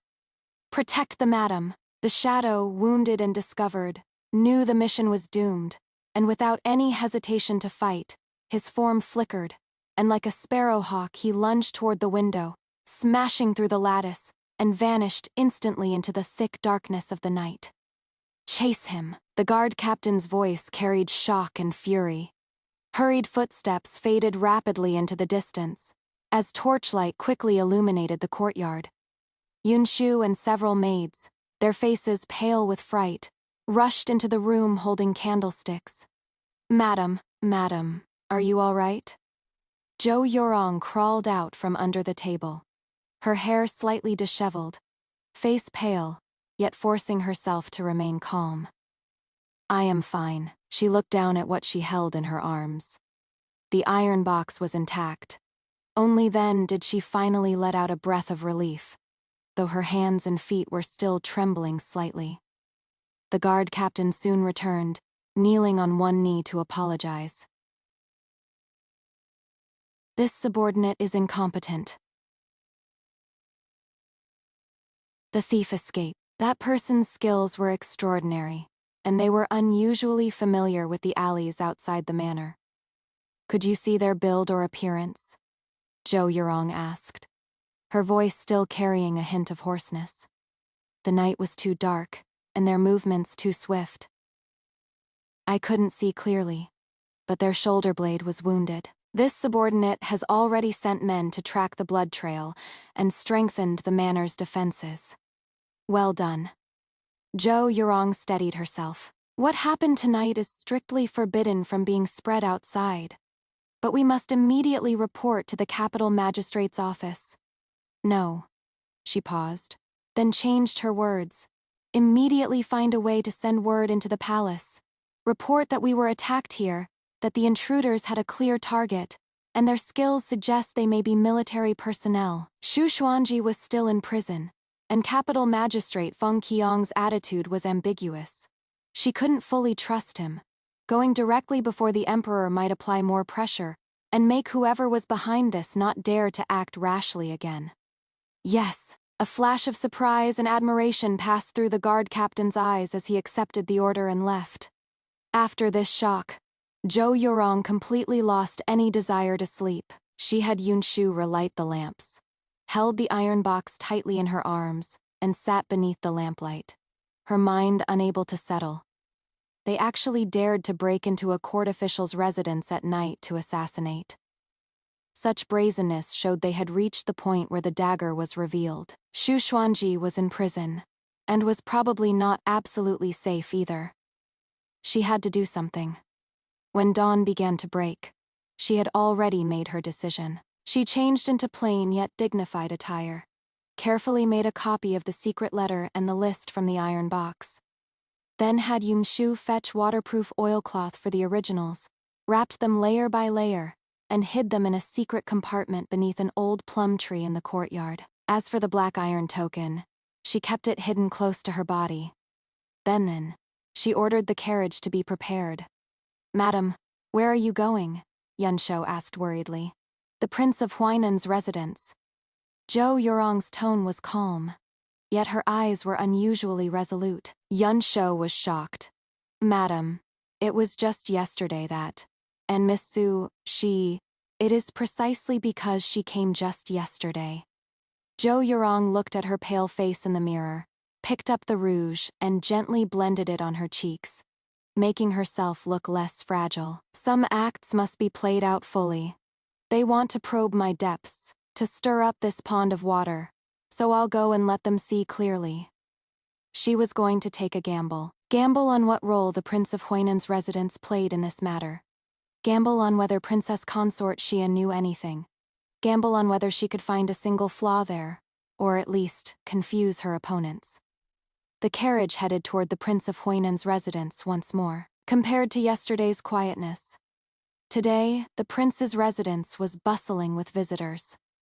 Clearly, news of Xu Xuanji's imprisonment had spread, and people from all sides came in an endless stream to probe, curry favor, or watch the spectacle. Seeing her, the gatekeeper looked even more surprised than yesterday, yet didn't dare to neglect her, and hurried inside to announce her arrival. Soon, Princess Consort Shi's trusted nanny personally came out to welcome her. All smiles, yet with a hint of scrutiny. "Please come in quickly, Madame Shu. The Princess Consort was just thinking of you, and how coincidental that you've come." As she walked along, the gazes of many guests fell upon her. Some openly and some covertly, with whispers constantly reaching her ears. The Princess Consort received her in the flower hall, dressed even more gracefully and elegantly today. Upon seeing her, she warmly took her hand, her tone full of concern. "Good child, why have you come? Is it because of Tong Xun's matter? Sigh, what a bolt from the blue. I was shocked when I heard. Don't worry. The prince has already sent people to inquire about the news. There must be some misunderstanding." Zhou Yurong's eyes were slightly red as she lowered her eyelids, showing just the right amount of panic, helplessness, and dependence. Her voice choked with sobs. "Your Highness the Princess Consort, I really don't know what to do anymore. Last night, the residence was even burglarized. I was so scared I couldn't sleep all night. After thinking it over and over, I could only come to beg your Highness for guidance." As she spoke, her body trembled slightly, looking like someone who had been frightened beyond measure. The Princess Consort patted the back of her hand in comfort, but her eyes sharply swept over her entire body, seemingly assessing the truth of her words and her condition. Such a thing happened. What is the capital magistrate even doing, to let thieves be so rampant? Don't worry, I'll definitely have the prince look into this matter. As for Tong Xun's situation, you need to set your mind at ease even more. The innocent will be proven innocent. He had obviously heard of Zhou Yurong's arrival and hurried over. Not having seen her for a few days, he looked even thinner and more haggard, with heavy dark circles under his eyes. Seeing Zhou Yurong's fragile, frightened appearance with tears glistening in her eyes, his steps faltered, his expression extremely complicated. "Mother, Madame Shu, Madame Shu." His voice was dry and hoarse. Zhou Yurong raised her tearful eyes, and upon seeing him, shrank back slightly as if startled, timidly calling out, "Young master." Then she lowered her head, dabbing at her tears with a handkerchief, saying nothing more. This appearance of complete dependence on the prince's manner, utterly lost and helpless, seemed to slightly please Madame Xi, while making Zhao Ti feel as if his heart was being cut by a knife. The Princess Consort offered a few more words of comfort, then said, "Tear, keep Madame Shu company and talk with her. Help ease her mind. I'll go check on how the banquet preparations are going." She had actually found an excuse to leave, giving them space. Only Zhou Yurong and Zhao Ti remained in the flower hall, along with a few maidservants standing with their heads bowed. Silence spread through the air, carrying awkwardness and tension. Zhao Ti began with difficulty, his voice hoarse. "Are you all right?" Last night, Zhou Yurong raised her tearful eyes, looking at him, and suddenly interrupted him. Her voice was very low, yet clear enough, carrying a despairing lament. "Young master, that day at the hunting grounds, do you know why the horse was spooked?" Zhao Tai's entire body shook violently, his face instantly turning pale as paper, staring at her in disbelief. She remembers. She was pretending all along." Zhou Yurong took in his intense reaction, sneering coldly in her heart. Yet her face still maintained that weak and helpless appearance, tears rolling down even more fiercely. I've been dreaming about what happened back then lately. It is all very blurry, but I always feel scared. Young master, tell me, was there someone who harmed me? Her words were half true and half false, pointing out the suspicions while maintaining the pretense of blurry memories, appearing more like the wild guesses of a frightened woman based on nightmares. Zhao Ti's eyes struggled intensely. Guilt, fear, lingering dread, all kinds of emotions churned in his eyes, nearly drowning him. He abruptly stepped back, as if unable to bear her gaze and questioning, averted his eyes, and said hoarsely, "That was an accident." He turned around almost in panic, staggering away quickly, as if evil spirits were chasing him from behind. Watching his fleeing figure, Zhou Yurong slowly wiped away the tear stains on her face, picked up the teacup, took a sip of the already cold tea, her eyes filled with icy coldness. It really was him. Even if he wasn't the mastermind, he was at least someone in the know. Her words just now were like throwing a stone to test the waters, not only breaking down Zhao Ti's mental defenses, but would probably soon reach certain people's ears. She set down her teacup and was just about to take her leave when a maid came in carrying tea and refreshments. As she passed by her, her feet seemed to catch on the carpet, and the tray tilted. "Oh no!" the maid cried out in alarm. Though she tried desperately to steady it, a few drops of scalding tea still splashed onto Zhou Yurong's hand. "This servant deserves death. This servant deserves death." The maid was so frightened, she hurriedly knelt down and kowtowed. Zhou Yurong frowned in pain, the back of her hand instantly turning red. "You clumsy thing." The princess consort happened to return at this moment. Seeing the situation, she scolded harshly, then hurriedly pulled up Zhou Yurong's hand with concern. "Quick, quick, rinse it with cold water, and bring the burn ointment." After a flurry of commotion, Zhou Yurong's hand was coated with cooling ointment. The princess consort comforted her with a few words, then personally escorted her out of the residence. The carriage departed from the prince's residence. Zhou Yurong leaned against the carriage wall, watching the passing street scenery outside the window, and slowly opened her right hand that had just been burned. In her palm, there was now a tiny paper ball crumpled into a wad. It was from that maid who had stumbled. While steadying the tray, and seemingly helping her wipe off the tea in a fluster, she had silently slipped it into her hand. Her heart rose to her throat again as she quickly unfolded the paper ball. On it were only 4 minuscule characters, the ink still fresh: Jingshin Nunnery urgent. The paper ball in her palm felt like a piece of burning coal, scalding Zhou Yurong's heart tight with anxiety. Jingshin Nunnery. Jingshin Nunnery again.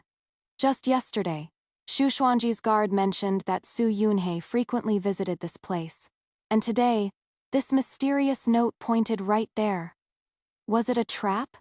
Or was the maidservant who risked her life to pass the note truly friend, rather than foe? Whose message was she delivering? Su Yunhei is, or someone else in the prince's residence who was dissatisfied with the current situation, or had connections to Shu Xuanji. The carriage rumbled along the cobblestone road as thoughts raced through Zhou Yurong's mind. Go or not go? The risk was enormous. If the other party could deliver the note precisely into her hands, they must know her movements like the back of their hand. Jingshin Nunnery was located outside the city, relatively sparsely populated. If it truly was a trap, there'd be no one to hear her cries for help. But if she didn't go, what if it really was a crucial lead, concerning Shu Xuanji's safety, concerning the key to breaking the deadlock? The maidservant's risky act didn't seem fake. She recalled her father's words: the key to breaking through might lie in witnesses. She also recalled the list Shu Xuanji had left behind. Could Jingshin Nunnery be connected to some name on that list? Turn around. Zhou Yurong suddenly spoke, her voice calm.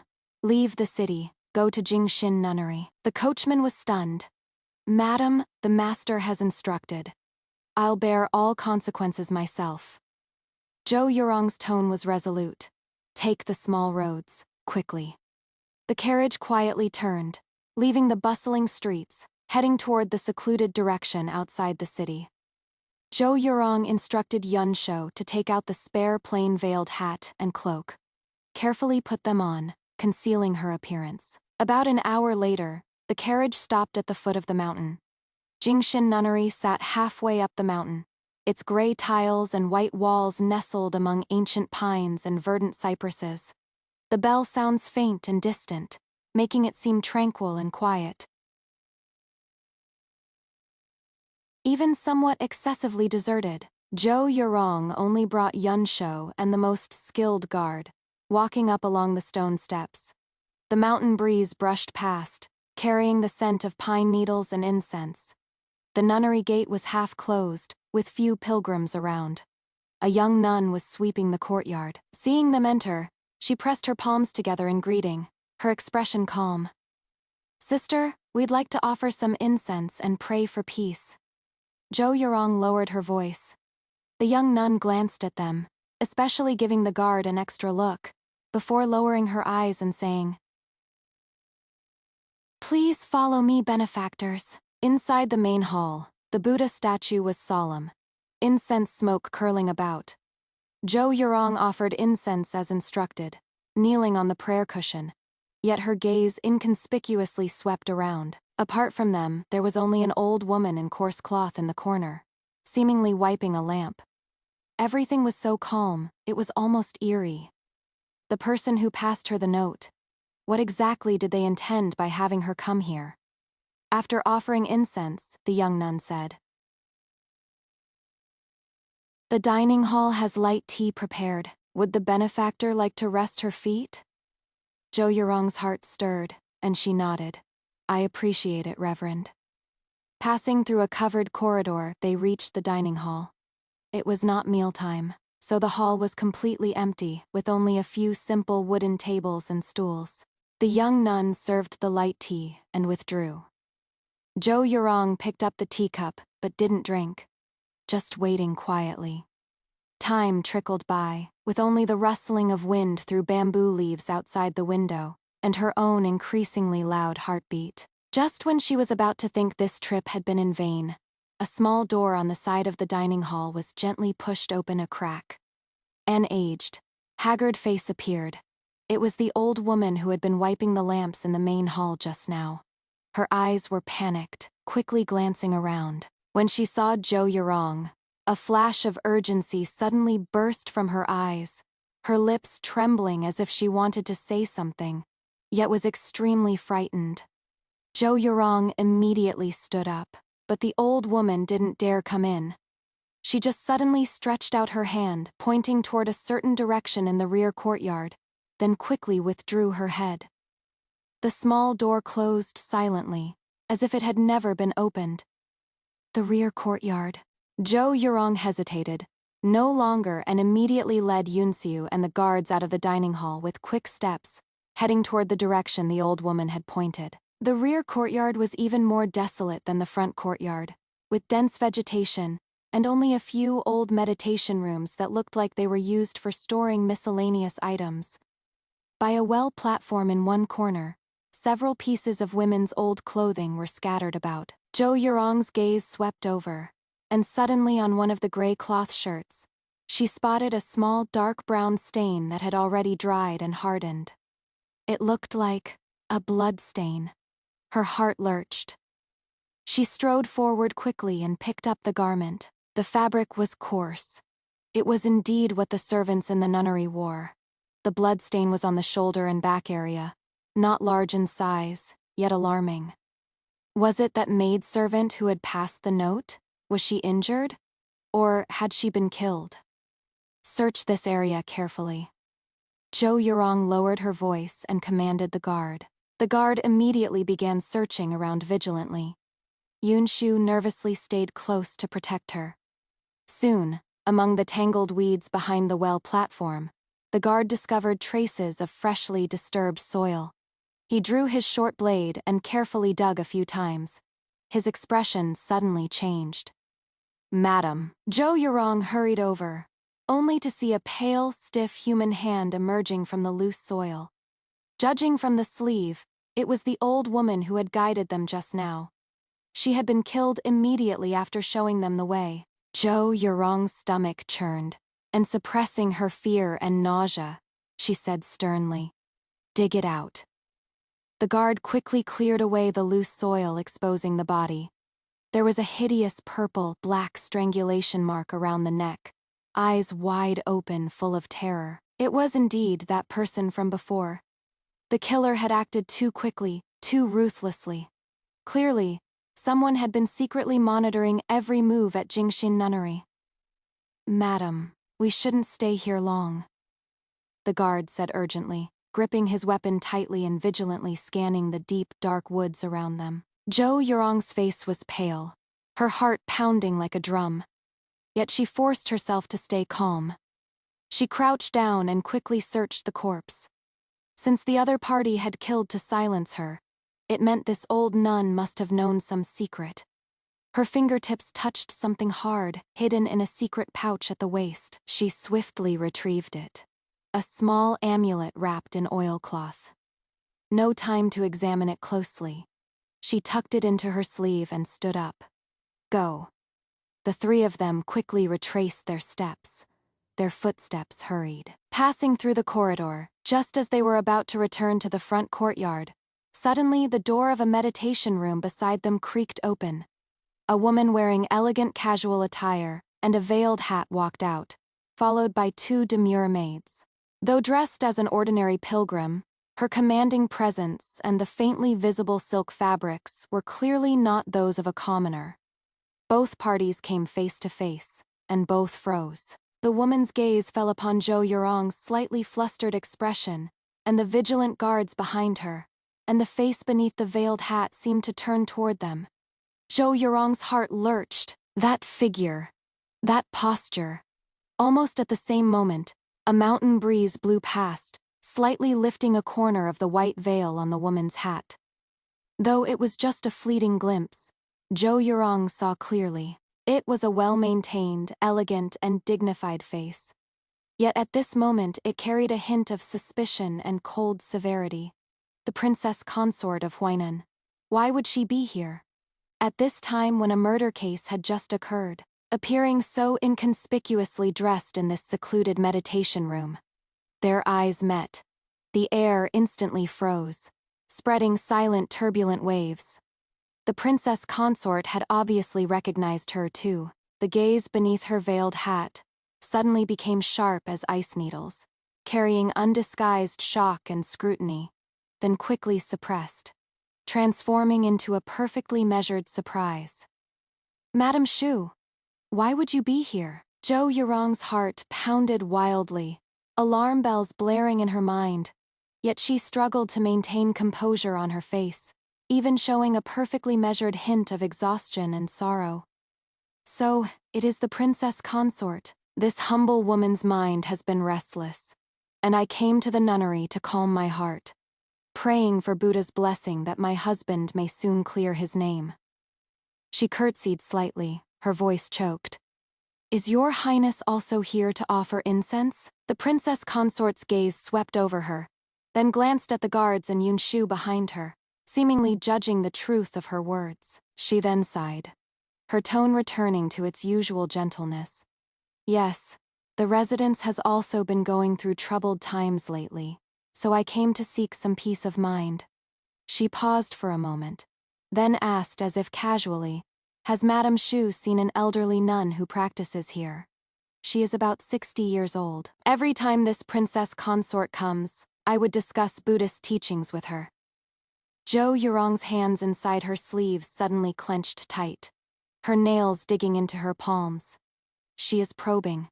She is looking for that old nun who was just murdered. I haven't seen her. Zhou Yurong lowered her eyelashes, concealing the turmoil in her eyes. This humble woman only offered incense, and did not disturb the nunnery's meditation practices. The princess consort fell silent for a moment, seemingly weighing her words, then finally smiled. "If that is the case, then I won't disturb Madame Xu's peace of mind. This princess consort should also return to the residence." As she spoke, she gave Zhou Yurong a meaningful look, then led her maids toward the nunnery gate first. Zhou Yurong stood in place, only after the princess consort's figure disappeared beyond the mountain gate. Did she slowly let out a stale breath, her back already soaked with cold sweat? "Madam," Yunshu's voice trembled. "Let's go." Zhou Yurong didn't linger any longer, and immediately led her people down the mountain. The carriage sped back into the city. Inside the carriage, Zhou Yurong finally dared to take out the amulet she had found on the old nun. With trembling hands, she unwrapped the oilcloth. Inside was no talisman, only a small roll of paper thin as cicada wings. Unfolding it, she saw densely packed tiny handwriting, recording dates, amounts of silver and code, like names. At the end of the paper was written an address, Elm Tree Alley in the southern city, the 7th household. Zhou Yurong's heartbeat quickened again. This looked like a secret ledger. And that address, she suddenly remembered the list Xu Xuanji had left behind. A contact point marked next to one of the names seemed to be near Elm Tree Alley in the southern city. Could this old nun actually be a key witness? Or was she an intermediary responsible for passing messages and keeping records? Did the Princess of Huainan appear there to silence her? Or to retrieve this thing? Countless clues intertwined and collided in her mind, gradually outlining a vague yet alarming picture. She had to go to that address immediately. "We're not going to the Duke's mansion anymore," she instructed the coachman. "Go directly to Elm Tree Alley in the southern city. Take a roundabout route, and watch out for anyone following us." The carriage changed direction once again, merging into the intricate streets and alleys of the capital. However, just as the carriage was about to enter Elm Lane, a violent commotion and cries suddenly came from ahead. A thick black column of smoke rose into the sky. "Fire! Fire! Quick! Put out the fire!" Somebody shouted at the top of their lungs. Zhou Yurong abruptly lifted the carriage curtain, her heart instantly sinking to rock bottom. The location of the fire was unmistakably Elm Lane. Moreover, it was right in the direction of the 7th household. The towering flames lit her pale face red. The other party's speed was always one step ahead of hers. The towering flames dyed half the sky over the southern city, an ominous orange, red, thick smoke billowing, mixed with the crackling sounds of wood bursting and the terrified cries and screams for help from the crowd. The carriage couldn't get anywhere near the entrance of Elm Lane at all, completely blocked by the chaotically fleeing crowd and the firefighting soldiers who had rushed over upon hearing the news. "Madam, we can't get through ahead. The fire is too big!" The coachman shouted back anxiously. Zhou Yurong gripped the edge of the carriage window tightly, her knuckles turning white, watching the all-consuming flames as her heart sank bit by bit into an icy abyss. The 7th household, that crucial address, the place that might have hidden witnesses or original account books, was being mercilessly devoured by the raging fire. Was it an accident, or yet another precise silencing? The other party's methods were this ruthless and decisive, leaving no room whatsoever. "Madam, we..." Yunshu's voice trembled with fear as she tightly gripped her sleeve. "Get off the carriage." Zhou Yurong forcefully pushed open the carriage door, her voice hoarse from tension and the irritation of smoke and dust. "Let's go see." She had to confirm. Even if only ashes remained, she had to know what exactly happened. The guards struggled to clear a path ahead, protecting them as they squeezed through the chaotic crowd. A wave of heat hit them head on, scorching their skin painfully. The cries, the sounds of splashing water, the thunderous crashes of collapsing buildings were deafening. The closer they got to Elm Tree Alley, the more devastating the scene became. The narrow alleyway had become a sea of fire. Several households had been affected. People cried out as they tried to salvage their meager belongings, or watched in despair as their homes were consumed by flames. The fire was fiercest at the 7th household's location, almost burned down to just the frame. When the firefighting water hose sprayed on it, it instantly turned into white steam, making it completely impossible to get close. "It is useless, ... It is all over." An old soldier with a face covered in soot slumped on the ground, murmuring, "The people inside are probably long gone." Zhou Yurong's heart seized. She grabbed a runner who was busy maintaining order and asked urgently, "Officer, this household, did anyone escape from inside?" That runner, eyes stinging from the smoke and unable to open them, irritably shook off her hand. Who knows?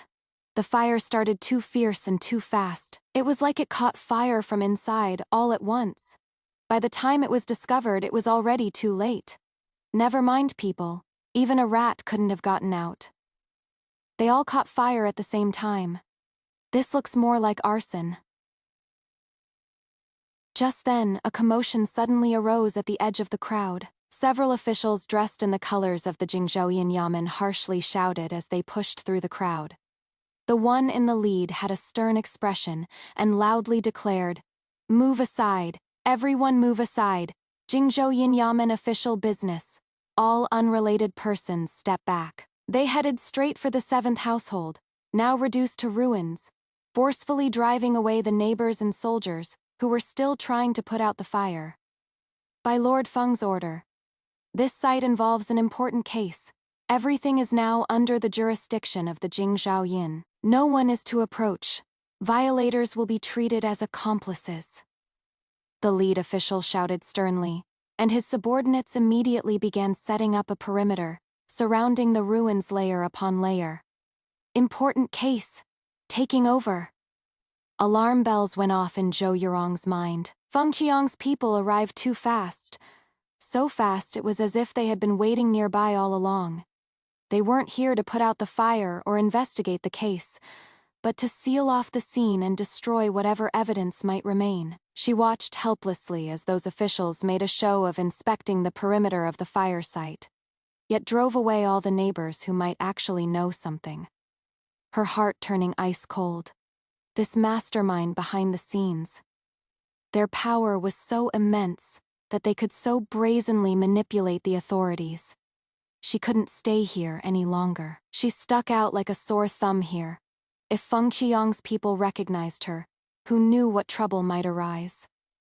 She took one last look at the fiercely burning ruins, gritted her teeth, and said in a low voice, "Let's go." Back in the carriage, not a word was spoken the entire way. Zhou Yurong leaned against the carriage wall, eyes closed, her hand inside her sleeve gripping tightly the account ledger copy thin as a cicada's wing. And that black iron token, her fingertips ice cold. The leads seemed to have been cut off again. The witnesses might have perished in the flames. As for physical evidence, the copy in her hand, without the original to corroborate it, would be greatly diminished in effectiveness. The other side pressed forward step by step, each move deadly. And she seemed to always be one step behind. A deep sense of helplessness seized her. The carriage drove back to the gates remained tightly shut, the atmosphere oppressive. She had just stepped down from the carriage when the butler approached with a grave expression. "Madam, you are finally back. The palace. Someone from the palace has come." Zhou Yurong's heart tightened. It is the head maidservant attending Her Majesty the Empress. She has been waiting for quite some time. Her Majesty the Empress at this juncture? Zhou Yurong took a deep breath, tidied her slightly disheveled hair at the temples and her dress, and walked briskly toward the reception hall. Inside the hall, a respectably dressed middle-aged female official with a solemn expression sat upright sipping tea. Seeing her enter, she set down her teacup, rose, and gave a slight curtsy. "Madam Shu. I've kept you waiting, Auntie." Zhou Yurong returned the courtesy. Her heart uneasy, uncertain whether this boded fortune or disaster. The female official's gaze lingered for a moment on her somewhat pale face, but her tone was quite mild. "Her Majesty, the Empress heard about Compiler Shu's matter, and is deeply concerned. Knowing that Madam has been frightened recently, she specifically sent this servant to visit and bestow calming and restorative medicinal herbs." The young eunuch behind her immediately presented several exquisite brocade boxes. "This humble wife thanks Her Majesty, the Empress, for her grace." Zhou Yurong hastily expressed her gratitude, yet dared not let her guard down. Was this gesture from the Empress simple consolation, or did it carry deeper meaning? The female official signaled for the others to withdraw, leaving only the two of them in the flower hall. she stepped closer, lowering her voice slightly. Her tone remained steady, yet carried a solemnity that brooked no misunderstanding. Her Majesty has this servant bring a message to Madam. Zhou Yurong held her breath in rapt attention. His Majesty's sagacious heart sees all clearly. He already knows of the murky undercurrents in the capital. However, water too clear has no fish. To catch the big fish, one needs patience, and even more. The fragrant bait must remain unharmed. Zhou Yurong suddenly looked up, meeting the female official's deep and calm gaze. His Majesty already knows. Fishing for the big fish, the fragrant bait is unharmed. These words were like a flash of lightning in the dark night, instantly illuminating her chaotic thoughts. His Majesty had not been deceived. He had perhaps long since detected the canal transport conspiracy, or even deeper plots, and was simply waiting for the right moment to catch everyone behind the scenes in one sweep. And Xu Xuanji was the fragrant bait he had cast. Perhaps even a volunteer who had requested to hold the rod himself. That was why His Majesty had tacitly allowed the capital magistrate to investigate. It was a protective isolation, as well as a smokescreen to make those behind the scenes lower their guard. And the Empress's reminder was even more explicit. The fragrant bait must remain unharmed. Xu Xuanji's safety was a crucial part of His Majesty's plan. That was why the Empress had sent someone at this delicate moment, both to reassure her and to warn her not to act rashly, lest she startle the snake by hitting the grass, and instead endanger Xu Xuanji. So she wasn't fighting alone after all. And her husband wasn't just a helpless prisoner waiting to be slaughtered. This subject's wife will remember your Majesty's teachings. She gave a deep curtsy, her voice carrying a barely perceptible choke. I will surely guard my household and quietly await the clouds to part and the moon to shine. A hint of appreciation flashed in the female official's eyes as she nodded slightly. Madam is a wise person. In that case, this servant shall return to the palace to report. After seeing off the palace envoy, Zhou Yurong stood alone in the flower hall, unable to calm down for a long time. The Empress's hint was like a reassuring pill. Yet it also made her realize more clearly the dire situation before her. Xu Xuanji was the fragrant bait, meaning he was now at the very center of the storm, liable to be torn apart by the big fishes at any moment. She couldn't just wait passively. She had to do something that could both complement His Majesty's arrangement and maximize Xu Xuanji's safety. Her gaze fell once again on the copied ledger and the black iron token. Though the originals might have been destroyed, this copy and the token might still be key, especially this token. What exactly did it represent? She repeatedly rubbed the cold black iron. The eerie totem on it seemed somewhat familiar, as if she'd seen it in some miscellaneous book before. She abruptly stood up and walked briskly toward the study. Xu Xuanji's study had an extremely rich collection of books. Beyond the classics, histories, philosophies, and literary collections, there were also numerous local gazetteers, cultural records, and even tales of strange happenings. She lit the lamp and candles, carefully searching through books one by one, trying to recall. Time passed bit by bit, and the sky outside the window gradually darkened. Finally, in a dust-covered Chronicles of Foreign Lands from the previous dynasty, she found a similar totem. The book recorded that this was a sacred emblem used in rituals by the Darong, a nomadic tribe from the north that had long since perished. This tribe was renowned for smelting fine iron and their fierce combat prowess. In the late years of the previous dynasty, they once raided southward, but were later annihilated. Their people scattered, and the sacred emblem should have been lost along with them. How could this token be engraved with the Dairong's sacred emblem, and appearing among the clues of the canal transport corruption case? Dairong armaments. A shocking thought struck her mind like a thunderbolt. Could it be that what those people were trafficking wasn't just ordinary armaments, but superior weapons related to the Dairong remnants? Or even forged using their secret smelting techniques? That is why they would use such a secretive totem as a token. If that were true, this case would be far more than just corruption. colluding with remnant tribes, trafficking superior armaments. Their hearts deserve death. This is practically the grave crime of treason. No wonder the other side was so deranged, willing to cover up the truth at any cost. Zhou Yurong's hands holding the scroll trembled slightly, cold sweat once again soaking through her clothes. She had to tell Xu Xuanji about this discovery immediately, but how could she get the message in? The Jingzhou Prefecture prison must be heavily guarded now. Madam, Yun Shou suddenly rushed in through the door, her face alarmed, holding an unsigned letter in her hand. The doorman just found this at the side gate. It was stuck in the door crack. Another anonymous letter. Zhou Yurong's heart pounded wildly as she snatched it and tore it open. There was only one line of text, but the handwriting was exactly the same as Xu Xuanji's letter. midnight. At the entrance of Willow Street Alley outside the residence. Wait. He could actually arrange to meet her outside.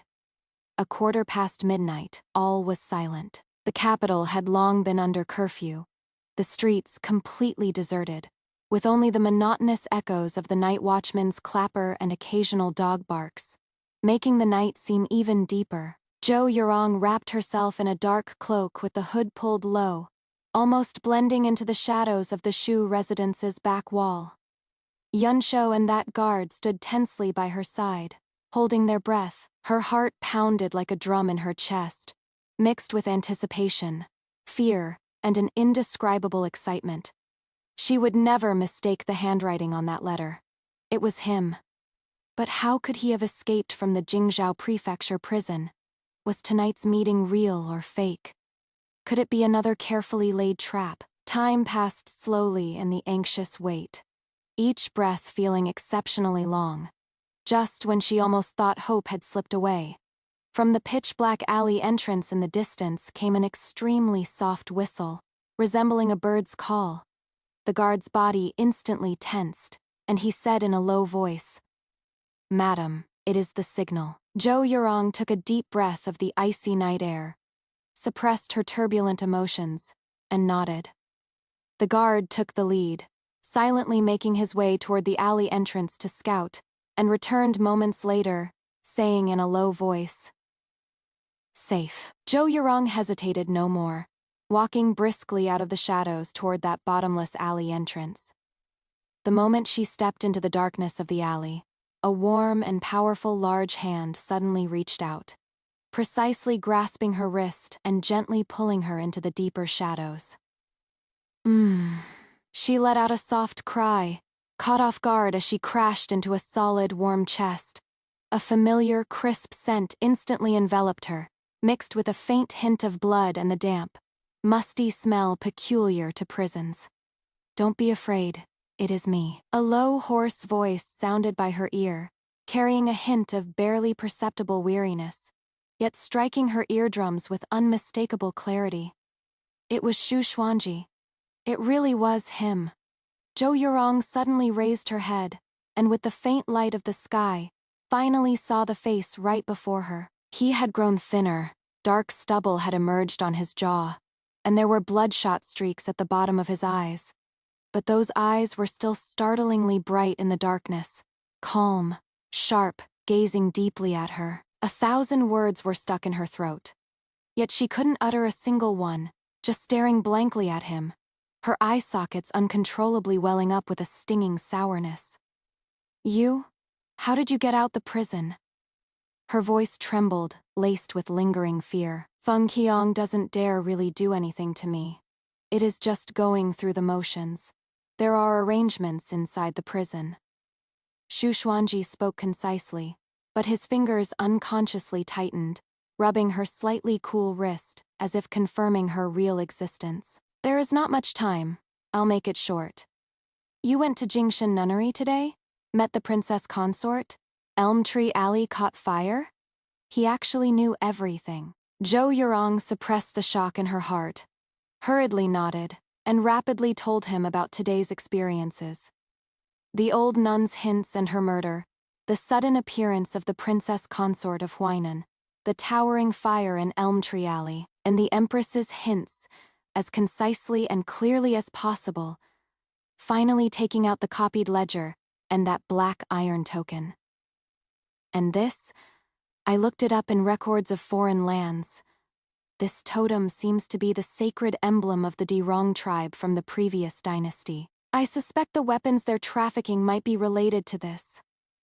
Xu Xuanji took the items, quickly scanning them in the darkness. When he heard the 4 words, Dirong sacred emblem, his eyes suddenly turned sharp, and the aura around him became icy and murderous. Dirong, he repeated in a low voice, his fingertips gripping that token hard, knuckles turning white. So that is how it is. I should have thought of this earlier. He suddenly raised his eyes, looking at her with a piercing gaze. You're wrong, you've rendered a great service. This matter is far more serious than embezzlement. What is behind this is likely the crime of colluding with the enemy and treason. Colluding with the enemy and betraying the nation. Zhou Yurong gasped sharply, though she had suspected as much. Hearing him confirm it himself still sent chills through her entire body. Though the original ledger was destroyed, this copy and the token are already crucial leads. You understood Her Majesty the Empress's hint too. His Majesty intends to catch a big fish, but we must be faster. Xu Xuanji spoke rapidly. The enemy has been silencing witnesses one after another, which means they've reached the point where daggers are drawn. They may act like cornered dogs, or even move against His Majesty. He pondered for a moment, then swiftly made his decision. I'll take the ledger copy and the token with me. I have a way to deliver them straight to the Emperor's ears. They'll become a death warrant. Tomorrow at first light, find a way to leak the matter of the Dirong holy emblem to Censor Liu at the censorate. He is the son of the imperial tutor, upright by nature and loyal only to His Majesty. He'll know what to do. What about you? Zhou Yurong grabbed his sleeve urgently. Wouldn't going back to prison be even more dangerous? If they find out they wouldn't dare touch me openly. Xu Xuanji cut her off, his tone resolute. Since His Majesty is using me as bait, he won't let me be swallowed so easily. Besides, with me in prison, it'll actually make them lower their guard. You be careful out there. Protecting yourself is the greatest help you can give me. As he spoke, he suddenly extended his arms and gently drew her into his embrace. The embrace came sudden and brief, yet carried an undeniable strength and warmth, instantly dispelling the night's chill and the unease deep in her heart. Trust me, he whispered in her ear, his breath scorching. Soon, everything will be over. With that, he released her without lingering, gave her one deep look as if to engrave her appearance into his heart, then turned around, his figure swiftly merging into the thick darkness, disappearing from sight, as if he had never appeared. Only the lingering warmth and scent in her arms proved that the breathtaking brief embrace just now was not a dream. Zhou Yurong stood alone at the cold alley entrance, gazing in the direction he had disappeared, motionless for a long time. Her fingertips still retained the rough texture of his clothing, his low "trust me" echoing in her ears. That taut string in her heart seemed to have finally found something to anchor to. Early the next morning, Zhou Yurong acted according to plan. She did not go in person, but had her most skilled guard find a way to cleverly deliver an anonymous letter and a page depicting the Dirong sacred emblem to Censor Liu's residence at the censorate. The letter contained only a few brief words, pointing out the connection between the Canal Transport military supplies case and the Dirong remnant tribe's sacred emblem, hinting at suspicions of colluding with the enemy. What followed was an anxious wait. However, the storm did not descend directly upon the censorate or the capital prefecture, but erupted suddenly in a way that caught everyone off guard. That afternoon, several censors jointly submitted a memorial, impeaching Vice Minister of War Li Chongshan for embezzling military provisions, condoning his household servants to bully and dominate markets, lacks household discipline, and over a dozen other charges. The evidence was irrefutable, the accusations emphatic.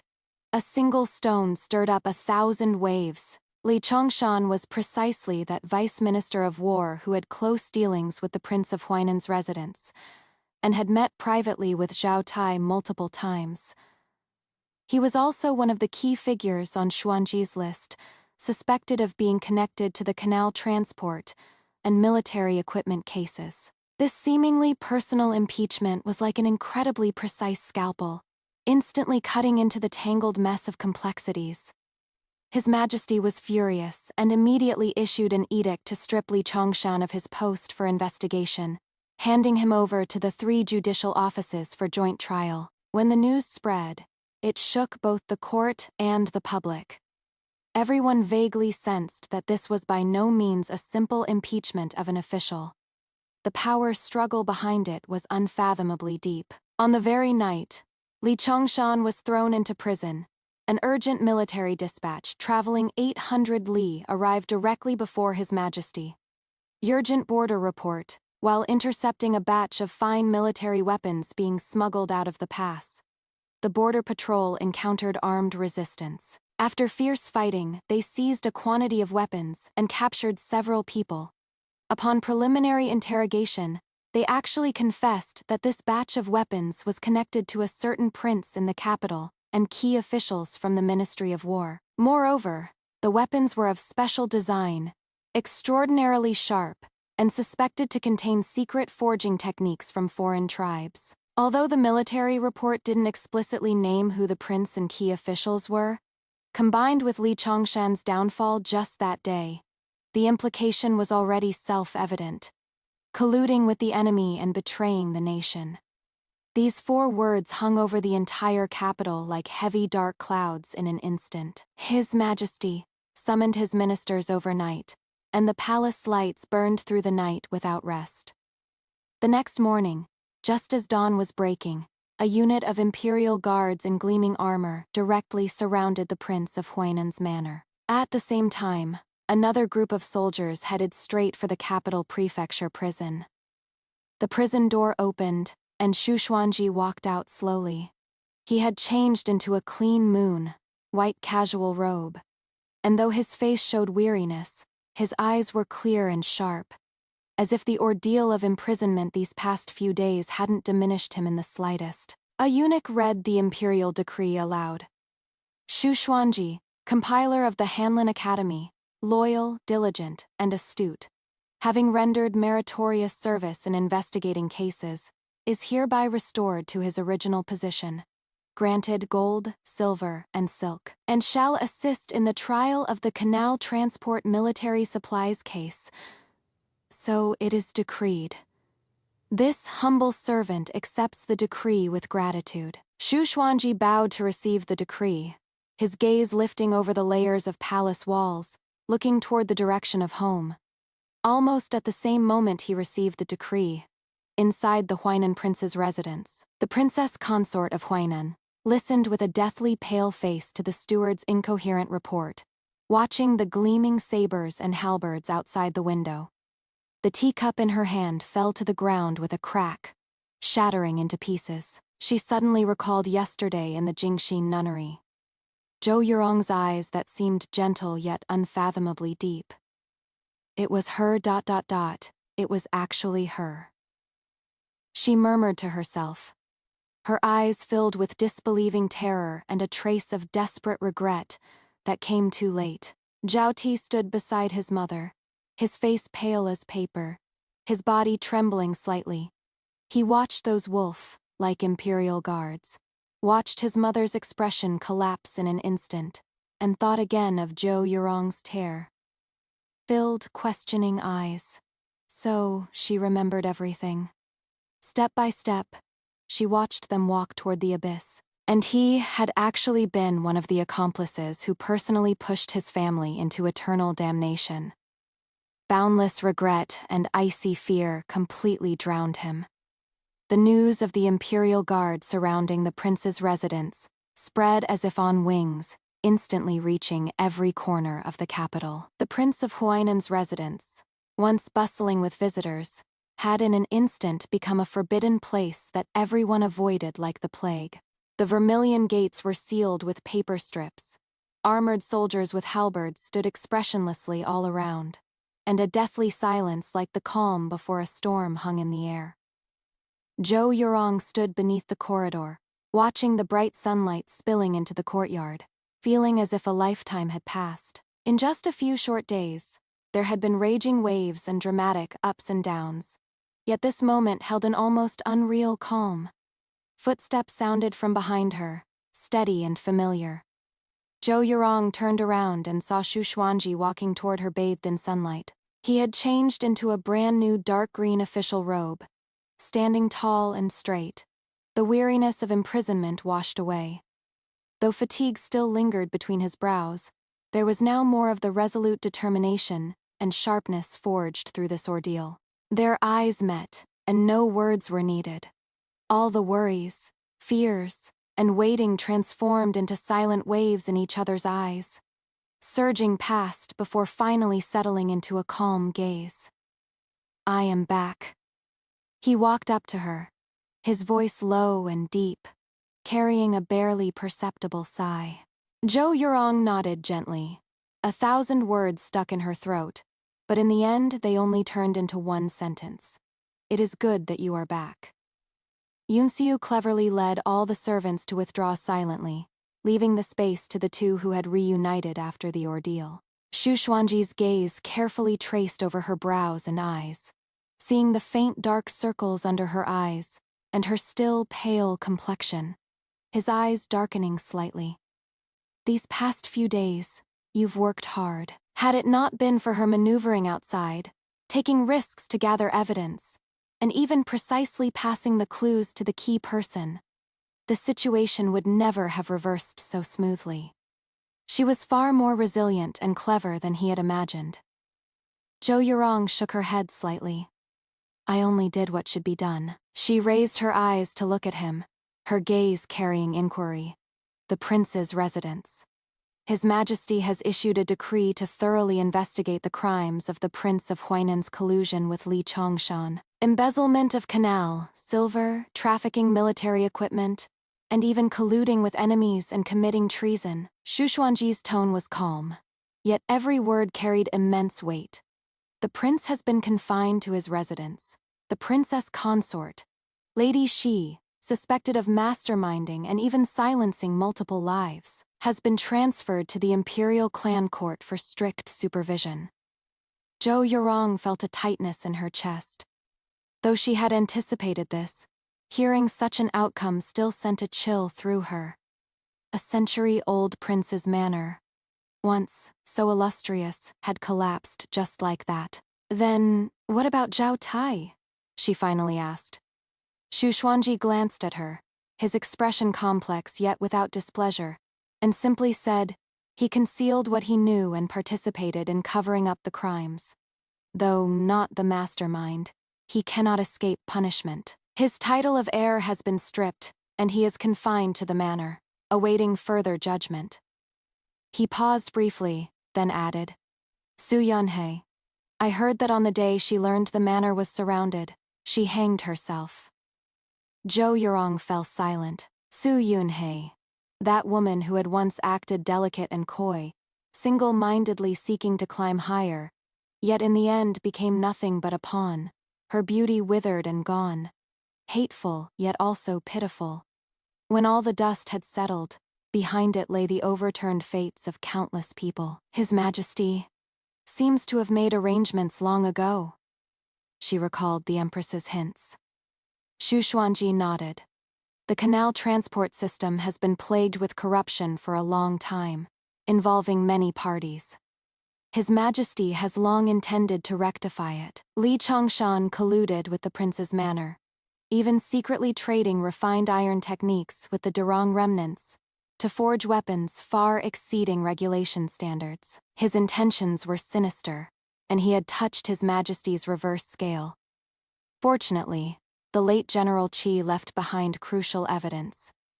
This time, I merely happened to be at the right place at the right time, serving as the fuse and also a blade in His Majesty's hand." He spoke of it lightly, but Zhou Yurong knew that every step within was fraught with danger. The slightest misstep would mean eternal damnation. Whether willingly or unwillingly, he had become a pawn of the Emperor, walking on the edge of a blade. Then from now on, she couldn't help but worry. The overall situation is settled. What remains is reckoning and purging. Xu Xuanji's tone was calm. After this matter, His Majesty will have his own judgment. You and I need only wait quietly. He looked at her still slightly furrowed brow, and suddenly changed the subject, his voice softening. These past days, the manor has been deserted, and you must have been frightened. Would you like to go out for a walk? Zhou Yurong was momentarily stunned. Half a shichen later, the carriage departed from the Shu manor, not heading toward the bustling streets, but leaving the city to arrive at a secluded, grassy slope by a river on the outskirts of the capital. Spring was in its prime, with grass growing tall and orioles flying, the river babbling softly, and warm sunshine spilling onto their bodies, dispelling the gloom and oppression of recent days.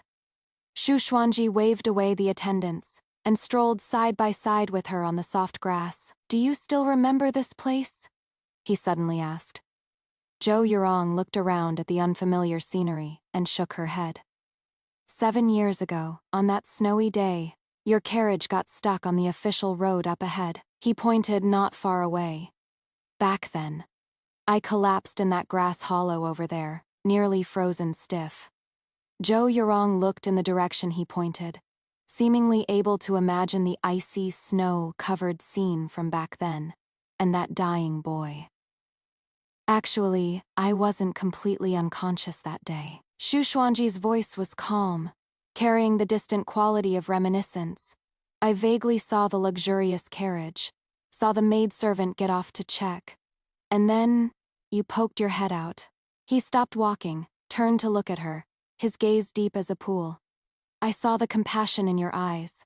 Not charity, but a very pure inability to bear it. Then, you slipped a packet of pastries to that maidservant. Later, I survived on that packet of pastries, struggling all the way to the capital. I studied desperately, passed into the Hanlin Academy. Not just to make something of myself, but also because... He paused, then said, word by word, I wanted to one day stand before you with dignity, not as a beggar, but with a status worthy of matching you. I wanted to know what kind of life the woman with such eyes was actually living. Zhou Yurong was completely stunned. Her heart felt like it was suddenly struck by something. Sour yet scorching hot. So it turns out, that wasn't simply repaying a debt of gratitude. That encounter in the snow, that warm pastry, had actually planted such a stubborn seed in the young man's heart, supporting him through the mud, step by step walking toward her. So, after the spring hunt, when I heard you had lost your memory and broke off the engagement, the corner of his lips curved into an extremely faint arc, seemingly self-deprecating, yet also relieved. I knew my chance had come. Asking to marry you was not entirely impulsive, but rather, premeditated for a long time. Sunlight fell on his face, outlining his handsome features, and in those eyes that were always calm, her figure was now clearly reflected, filled with unconcealed honesty and deep affection. Zhou Yurong gazed at him, at this man who could overturn clouds and rain outside, deep and unfathomable, yet was now bearing his heart before her. That frozen corner in her heart, finally shattered with a crash, transforming into a surging warm current, sweeping through her limbs and bones. She suddenly recalled after waking from the horsefall. That seemingly desperate scheme turned to her advantage. Recalled the day he came in red robes on a white horse bearing the imperial decree. Recalled on their wedding night when he took her hand and placed it on his heart. Recalled all the protection, trust, and fighting side by side these days. Everything had been foreshadowed all along. She lowered her eyelids, her lashes trembling lightly. When she raised them again, her eyes glistened with rippling moisture, yet carried an unprecedented clarity and determination. That pastry was very sweet, she spoke softly, her voice slightly hoarse, yet every word was clear. Actually, I've always remembered. Shu Xuanji's gaze suddenly froze, locking tightly onto her. Fei, I remember the snow was heavy, the sky was cold. I remember you lying there, almost buried by the snow. I remember your eyes so dark, so bright, watching the carriage. She paused, meeting his shocked gaze, and slowly said, I also remember that on the day of the spring hunt, before the horse was startled, Zhao Tai's riding whip accidentally swept across Jueyue's hindquarters. Fei, the sound of wind and water seemed to freeze at this moment. She watched the surging waves in his eyes and continued, I chose to forget, not simply because my heart was cold or because of calculated weighing. Even more so because, after that, I suddenly recalled those eyes in the snow from 7 years ago. Eyes that refused to yield. I thought, if that boy had endured hardships to reach where he is today, he surely wouldn't stake his entire life just because of a piece of pastry. His proposal to marry me must have its reasons. I want to see. She gazed at him, her lips slowly curving into a faint, yet incredibly genuine smile, like the moon emerging from parting clouds. Whether this reason is truly worth it or not, Shu Xuanji was completely frozen in place, the raging waves surging in his heart nearly drowning him. She remembered. She had always remembered. She had seen through his talk of repaying a debt, yet still chose to approach him step by step, to test him, to see him clearly. An indescribable wild joy, shock, and immense relief seized him in an instant. He suddenly reached out, pulling her tightly into his embrace, with such force as if he wanted to meld her into his very bones and blood. Worth it, he whispered resolutely by her ear, his voice hoarse with emotion. You're wrong, in this life and always, I will never fail you. Zhou Yurong nestled in his warm embrace, listening to the strong and rapid heartbeat in his chest, closed her eyes, and finally allowed herself to drown in this belated honesty and flutter of the heart. The sunlight was warm and gentle, the river flowed with a soft murmur, grass grew tall and orioles flew. All the conspiracies, schemes, and dangers seemed to have faded far away. At this moment, there was only each other in their embrace, and their true hearts finally clear for all to see. The news that Shu Xuanji had been reinstated and was assisting with the canal transport and military supplies case spread through the capital overnight like a spring breeze. The Shu residence, once so deserted that sparrows could gather at its gate, had in the blink of an eye returned to bustling with carriages and visitors. Calling cards, invitations, and congratulatory gifts flew in like snowflakes, and amid handling them all, the servants couldn't hide the triumphant glow on their faces. Zhou Yurong instructed Yunxiu to handle all mundane affairs in an orderly manner, declining what should be declined, recording and storing what should be accepted. Courteous yet not overly warm, maintaining a distance that was just right. She knew well that, after this ordeal, Shu Xuanji was basking in the emperor's favor. But the more so, the more they needed to watch their words and actions, and not give others any leverage. This afternoon, while she was going over the account books, the steward came to report again. This time it was a carriage from the Duke of Zhengguo's residence. Mother had actually come in person.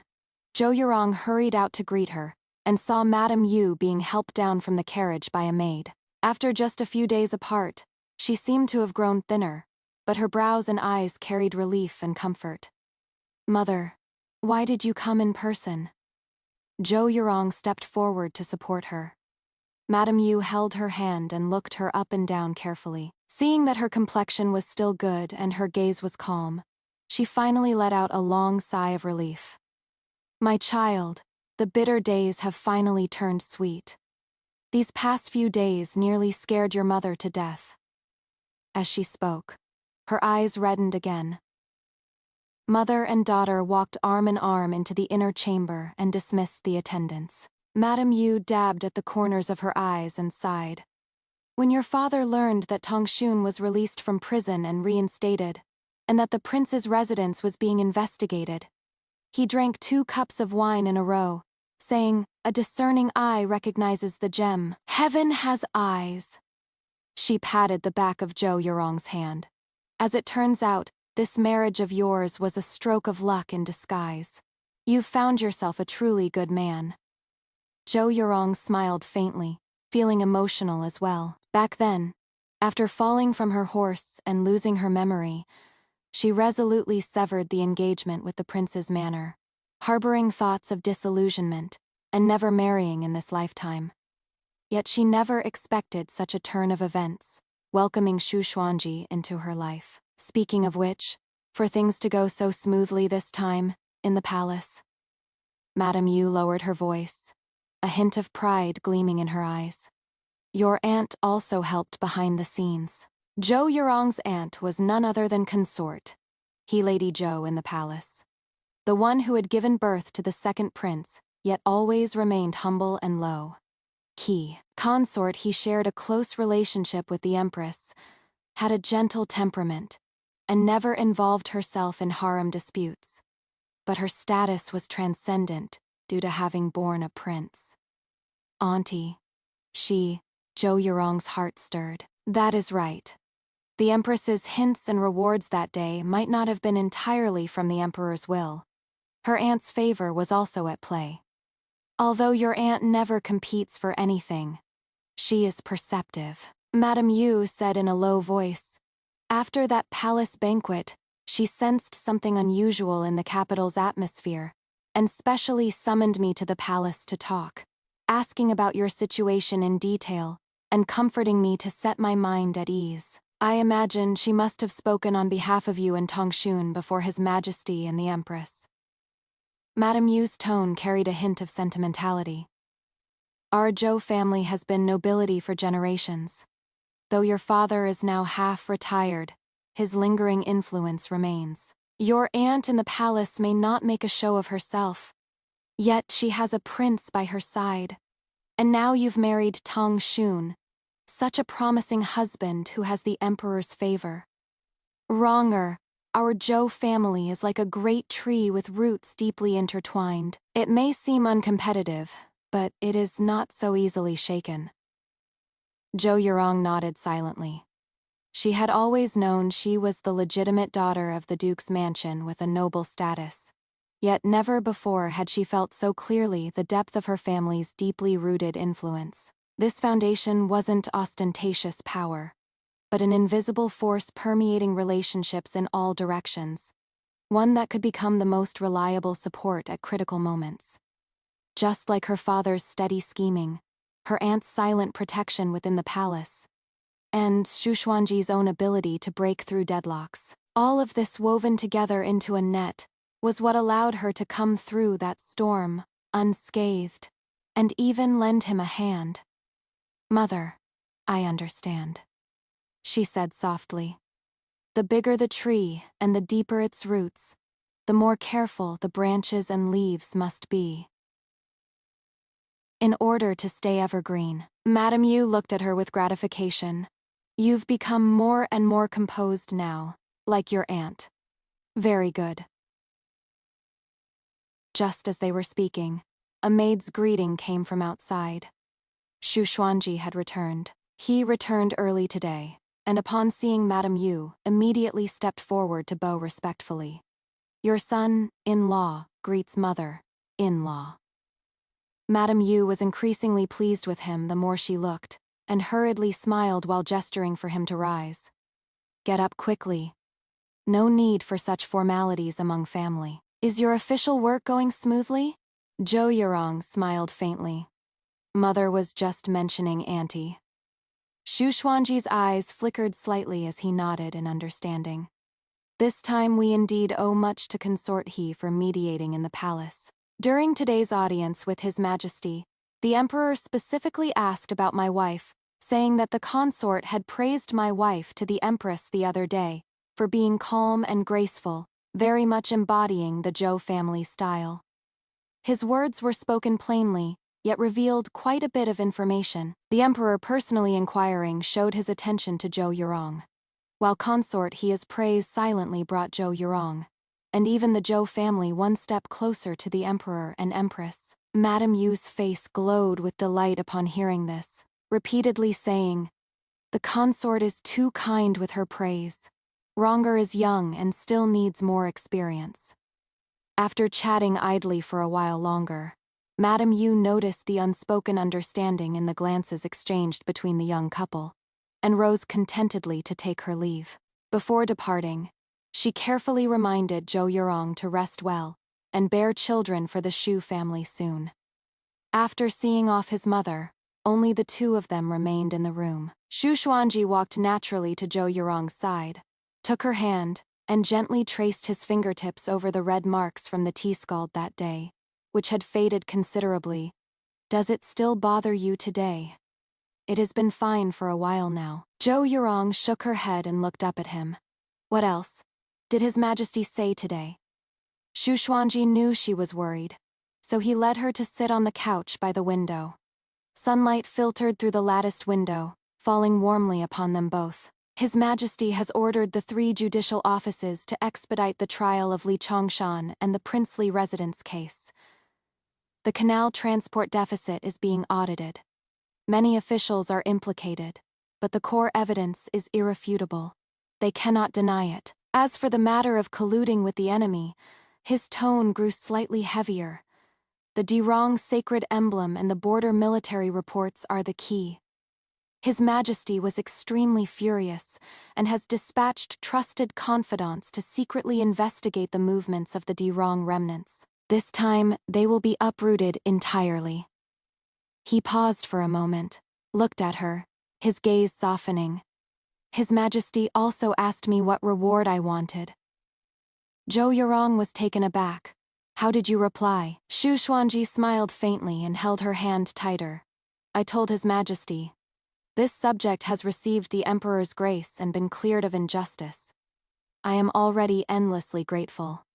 This subject desires nothing else but to live peaceful days with my wife and continue serving the court." He spoke the words "to live peacefully with my wife" clearly and solemnly. Zhou Yurong's heart trembled.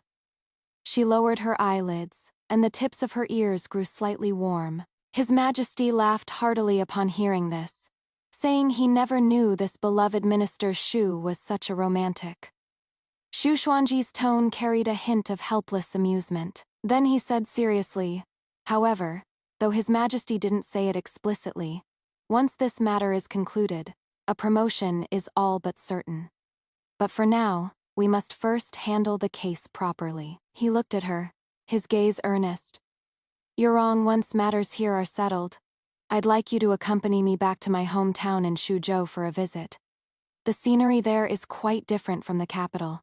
You should like it." His sudden mention of the future, carrying the kind of longing ordinary couples share, made a warm current surge in Zhou Yurong's heart.